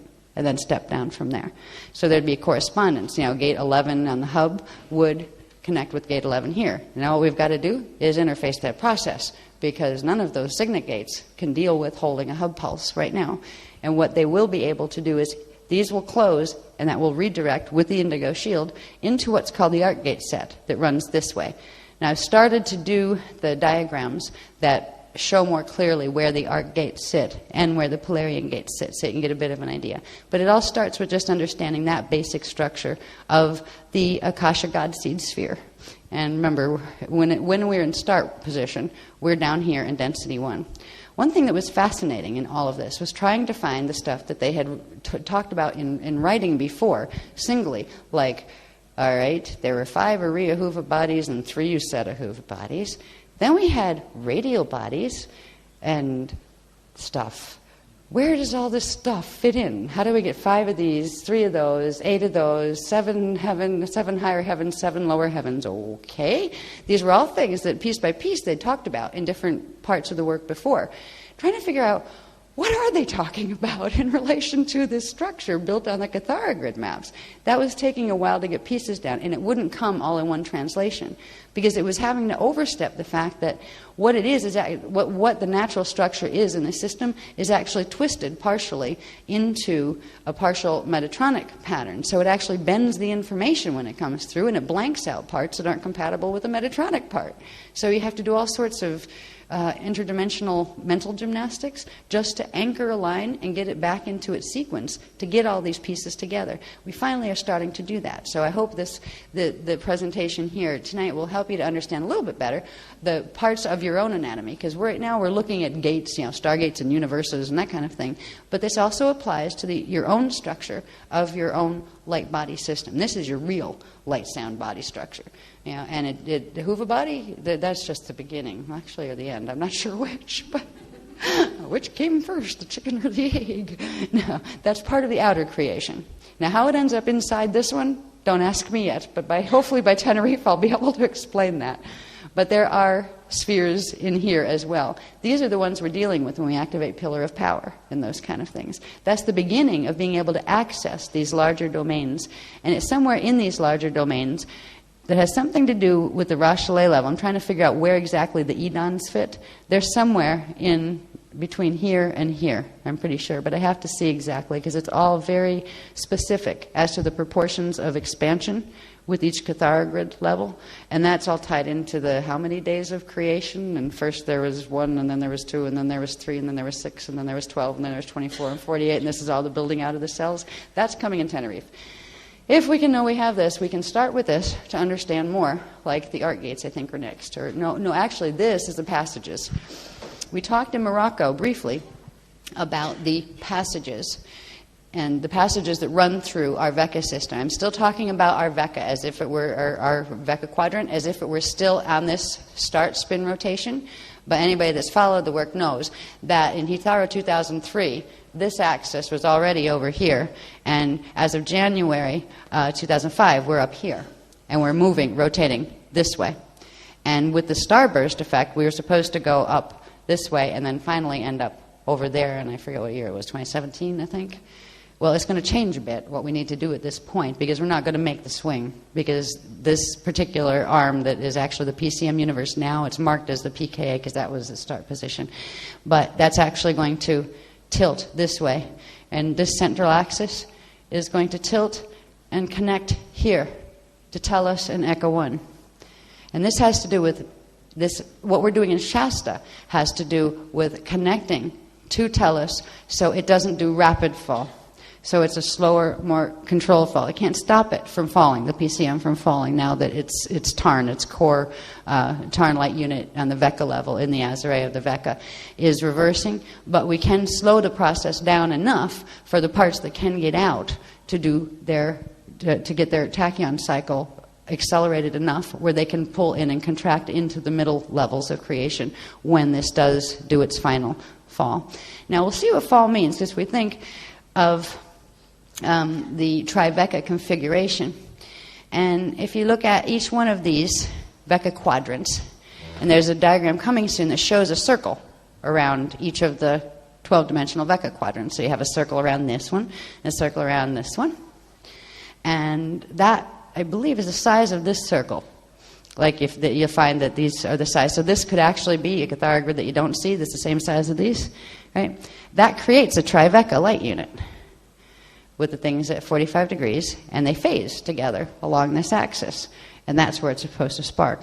When a system is falling, right now, our PKA Vecca has rotated over here, but it fell into a black hole up here. So it's actually just rotating. The top part of it is rotating, and only here is primal light field from here left. So these gates are actually gone on the PKA side. We're over here in the process of going through this tilt. That means these spheres, if these were the axes that held the natural trivecca configuration, they are breaking. And that means it will either be ripped apart to fall Shona, which would make it able to take the two of them in a bivecca form and rip them down into a black hole and take them to some other sphere set system that's fallen, or the cow fall, which will allow this, the remaining of this ball and the remaining of this ball to infall with their axes instead of outfall. And then they will pull together and they will form a bivecca, but they will still maintain through the ecca the potentiality of hub connection so they can receive energy. All right, so that's why I'm trying to show you these structures of the Vecca maps and try to think of them as spheres so we can understand a bit of what I was explaining about when you have an infall, the two axes of a trivecca, they're not like this anymore. They infall this way, and the spheres go this way. Where what used to be the tops of the spheres go here, right? They go infall together. So you got the bottoms sticking out as the sides, right? All right. Outfall would be the opposite way. They go tops out, bottoms in. And that creates a reversal of the polarities that allows two vortices that suck energy from everything around it to be created. And that's what is the core of the Metatronic pattern, is turning natural light units, making them begin to fall and then forcing them out of Cal fall into Shona fall and latching them onto others to create artificial seed cell units. So what we're watching by being in the middle of it is our Vecca going through it's the beginning of its bardo. It's natural bardo. And it's a natural bardo because we stuck around long enough in this matrix to say, well, if the life forms here in this matrix continue to make choices that are going to have the final consequence of fall, at least we'll do our best that they will be able to fall free and sovereign in a way that they can make choices about what they want to do with what they have left, where they're not just being used and abused by other matrices who just went totally over the top. And they're getting desperate in those matrices because they've abused the laws so badly, they've almost depleted their own. That's why they're trying to attack other systems and to feed themselves that way. All they have to do is be nice. They could have, at one point, they could have done what this system will do with the cow fall. They could have retained the connection to the hubs in order to receive hosters from other falling matrices, because there's always something that's fallen somewhere in the huge body of God Source. And falling is just another way to get back to Source. It's the long and painful way, the lonely way, compared to what you can have the other way. But the thing is, if you don't remember the other way of ascension, and all you remember is survival of the fittest, it's like you were a millionaire, but you forgot, and you had this big bank account, and then somebody robbed you. You don't even care because you didn't remember you were a millionaire. It's like, no skin off my back. You know, it's like you don't mourn what you don't remember you had. So there's a mercy in this process as well. The people that are participating in what will be the Cal Fall system will, most of them, except for the ones that will go into form the fallen Christic core, they'll be oblivious to the fact that they're even fallen until eventually their sciences will figure out some more things about that interesting black hole at the center of the Milky Way and why it might be there, and the fact that there's a few more of them that they haven't spotted yet. You know? So anyway, we're going for a destiny that's going to take us from these outer spaces that are inside, because we're in a sphere down here in density 1. These spheres are no longer going to be viable, even though we're over here at this point in the rotation, but we're still the PCM universe. These spheres, their axes, are breaking off on the density levels. So they're not going to be able to participate in resetting those levels of the Tauran When we're down here, we have one chance left to pull ourselves out of the higher levels at this point, and that's us. That's our density 1 cells. We can, as long as we do it now, because now is the timing. I'll show you why in a little bit. It has to do with when this, with our PCM in this axis right here, when this gravitron thing that started off running this way as a black hole vortice set, right, it has been activated, and it has come this far now where it's on a vertical alignment in our matrix, and it is accelerating, and it will begin as of tomorrow the snap. I do believe they're somewhere simultaneous, where we're going to have the snap from the gravitron, and at the same time we're going to get the beginning pulses from the hub. We're going to anchor the hub pulse in order to grab and hold the taran and bring it back around the proper way. This is the only time this can be done, and this is the D12, the D12 pulse. So if it's not done at that level, that's the divine blueprint level. If we can't twist it back around in the divine blueprint, none of the other levels will go either. But we have plenty of support, and a lot of the local universe is actually going to do this. So it's just like, are we going to keep our planet up with the program or not? I think we will. If we don't, the Queventilli are going to be very upset with us because they're looking forward to us coming home. The Yetis have always looked out for us, Yeah, they weren't the mean, vicious things that stories are made up at all. They were kind. Anyway, this particular one, meant to show you something else. Down here there's a scribbly little list that is information that they began to release in Morocco in May, when we were in Morocco during Demon Fest. You remember Demon Fest? Right. Yes, a joyous time. Morocco was lovely, actually. I'm not saying Moroccans are demons. They were lovely to us, pretty much. But it was the atmosphere of the energetics that were happening that were the Demon Fest issue, because during the time we were in Morocco, the density 2 level up in Tara, the Tara staff began its reversal process. What that means is the process that Earth is now going to start going under on the density level and in our sun began there, because the Budhara invaded directly on Tara during that time frame in density 2, and they took the already upside down core Taran in, which is the Taran on the density level. There'd be a little Cathara grid here. The density level ones are in the Gruals, right? These were called the Grual signets. So it was in the SG5 planet, and that was Tara. That was already upside down. And what they did is they completely reversed it and put it back into the graviton lock. So it was on its way to going into the fall. And that meant you had density 3 with the same issue, part of density 4 up to 11.5. All that was left is density 2, Grual. You're not going to override and fix all this once all that is twisted into the reversal. So what happened was, it's been a long time. They've been trying to do this for since 150 billion years ago. This plan was set in motion with the fall of Metatron. And 570 million years ago, this area went, this between here and here, between D8, Cathara 8, Cygna 8, and 6.5, the Azure level. This mess was done. This is where you'd see our Sagittarius A and what used to be a piece of Sirius C and the remnants of Procyon and all of that are a mess that are in this area. So this was 570 million years ago. This was 550 million years ago that the Terran Wars began the process of this. They finally, what they're trying to do is turn the demon seed. This became the demon seed on density 3. They're trying to force all of these Taran into the fragmentation that creates the demon seed configuration. And that was set in motion on density 2. It was finalized where it went into this axis and it was going into split. So they're going to do the demon seed configuration, but they're not going to be able to hold it for very long because the wormholes have to close. So that will go into a cow fall, but you can't bring it back once it's that far. And that's why we were given 3 announcements in Phoenix about what happened in Morocco. The first was, they told us that the staff, the Taran staff, was reversing. What happens when that Taran light unit completely reverses and goes into its final thing before it splits and becomes the 6th seed, is it reverses the flow of the currents and the polarities in the central vertical current completely. What that will eventually do, as it does it all the way up the densities, is it breaks it off at between 11.5 and 12, so it breaks off the connection to the Eka. So it's free to fall, free to move.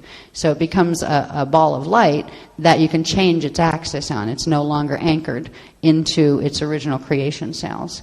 And that means it can be used as food. It's kind of like a free radical at that point, where it can be taken and used for other things, and it will also damage other things under those conditions. So the reason we were given the 3 announcements, one, that the Terran staff was reversing, and that meant, therefore, that we had gone from evac standby notice that had been given already in India to evac engage as of November of 2005. The second of the announcements was that evac engage implied that we would have to go into gate lockdown, which means all the stargates that have been progressively opening would have to close. And the third part of the announcements was that the Buddhara had chosen to release the pulse that would activate the gravitron, which would create the shift where the gravitron, since we're in this axis, I'll show you here, the gravitron was running at this axis. They are bringing it back over to force the rapid splitting of the staff, our PCM Becca staff, from the ECA, so they can force it into fall. What they had wanted to do was get the gravitron vortice set running this way, link it through Tellus, and then link that in through the remnant of the PKA side, because this bottom part had already fallen over here into the Wiesa deck system back in 2003.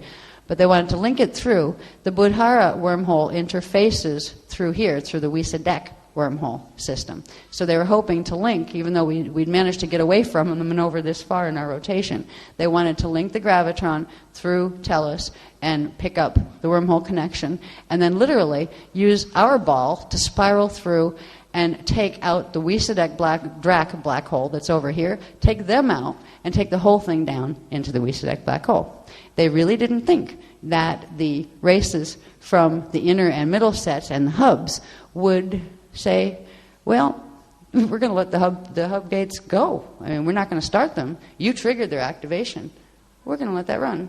It was like a stalemate there. It's like for ages, the inner races wouldn't force the issue because they didn't want to force the issue with the other. They knew that when you push the drama to the end of fixing it, it would bring out the worst of the worst. Whatever the biggest bad ones were, they had the most vested interest in taking the others. They would come out from hiding behind the other levels and use the biggest power they could. So the closer you got to the biggest light, the more you would draw in the biggest darkness. And that's what that whole story of the confrontation of good versus evil and all that would be. So we were basically at that point when we engaged with the Buddharas, and now the hub races are coming to let themselves be known in density 1, which is a rarity in any system. So what we're going to, anyway, wait a minute, where do you want me to go with this? Tell them about the chamber. Okay, I'm going to tell them about the chambers as well. We have what we call passages here. Okay, these would be these little ones that run up the center gates. It's like the small current. In your own body, it would be the small inner portion. It's not the innermost portion, but like the part of the core of your central vertical column. All right. You'd have more of your column out here, and there are some diagrams that are absolutely brutal. That when you take the 3 D1, D2, and D3 embedded Cathara grids, and then the radial body density Cathara grid, and then you do that all the way up to 12 dimensions, you'll actually get which levels of frequency run which part of your pillar and how wide around inside and around your body it goes. But right now we're not going to do that. I have it scribbled though somewhere, as far as like, one of these days it'll take me about probably a week and a half just to do that diagram, but it's there. But for now we're dealing with this column here. This is referred to as the Iridon passage. It is one of the core passages that run the monad, and it's often referred to as part of the monadic passage, called the Iridon passage. The Iridon passage is composed, now there's one also running each of the quadrants. So there's an Iridon passage that runs here for PCM in its start position, runs here for PKA primal light in its start position, and these two connect through the ECA. And then you have the PKA in its start position, has its Iridon passage, and the primal light field PCM and its Iridon passage. These are the center cores of the pillar of power. And then there are these outer chambers that literally the whole bones and balls move up and down in. And these are the chambers. So you have the passages and the chambers. These are they're considered two. One here and one here are the laetori seer chambers. These form from monadic structures. When you see the monad structure like this, it forms these columns in between. That's getting into the ruche shape. That if you want to understand where those columns come from, that's covered more in K2-3. It is in there. You can see it distinctly when you look at the templates. You can see where these chambers form, where you have a ruche configuration.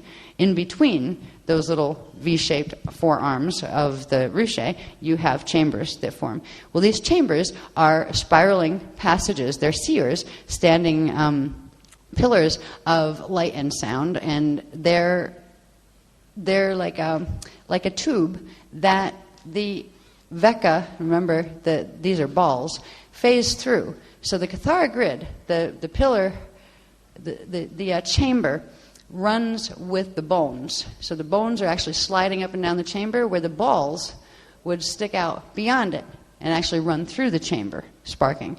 So this is a spark chamber that at certain periods of evolution, you have density 1 will pull up into density 2, and density 2 will pull up into density 3. And while that's happening down here, you have the same thing happening this way. So it's going in, until it goes into the center. And at the same time, you're having it go over this way from the sides. So you have the expansion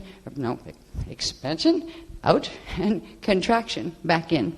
And at a certain point in a number of those expansions and contractions, you would have a tachyon cycle in which there would be enough keys or kilana that form keys or three-dimensional sets of kilana tones that would allow the balls to, on one of their outswings, to swing this way. These two would come this way, PK and PCM would come together, and the two primal light fields would come together, and then they would phase in through here, and they would return in to somewhere in here, and I'm not sure where the line is yet, but are what are called the jardins, or the gardens of the Edens, or Eden. And that's the middle levels. The inner core levels, the hub levels, are created through what's called the Adon. And in there somewhere we have the Adon, and then we have the Aton, and Ammon, and Adama. And this is where the story is. All those stories with Atons and Adams and all these people. I wonder where Eve is. I haven't found Eve yet, but I know she must be there somewhere. Right? So all of these things that are names in our creation stories, they're drawn from the original texts. This is one of the best pieces of evidence, the fact that if you look at all the different texts we've got out there, and look at the little bits of this and little bits of that, do people really think that I invented this all by myself, and I just sat down, I decided to read all the religious books on the planet until I could figure out how to create a hybrid language in order to show how they all fit together when they really don't?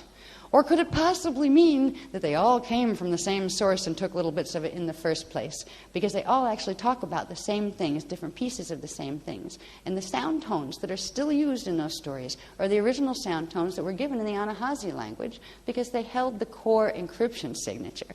So it's so sad to see what world religions have done and what people have done with them and what ETs have done with people. And because these were all teachings, these were all these teachings that were meant to teach us how to go home to the garden whenever we wanted to and how to live together in these gardens out here with love and peace with each other. And it's really a shame that it's going to be the very thing that is our greatest strength in the universe, which is our understanding of the eternal Christ, is also proving to be our greatest weakness, where it is going to be the religious war concept that causes the downfall in the quarantine system, because that's how it will play out. And it's really sad. It's like the worst blasphemy you could do, use the sacred teachings to create the opposite of what they were intended to create. But anyway, here we are, back here. And what I wanted to show you the names of these passages. Each part of this inner passage, right? We have the Laetore chamber here and here that the whole thing would face up and down in. But the central passage that runs through, the Iridon passage, has different names for different parts of it. There are parts of it, and the names have to do with the gates that it runs through. So down here we have, interestingly, the Thetan Pass, which is from, on the Cathara grid, it would be 0.5 to 1.5. And we finally got all of these names. I had some of them in Morocco, but I was trying to get what the lower ones were, and they wouldn't give it. That's because they weren't releasing the stuff on the Thetans yet, because they didn't want us to take on certain popular factions of, let's say, books that people write out there. They have lots of celebrities that seem to be really interested in that movement. I'm not going there. So they didn't tell us about the Thetans then, but it's important to tell us about the Thetans now, because of the Thetans that we have an upside down turn, and we need to turn it back upside right.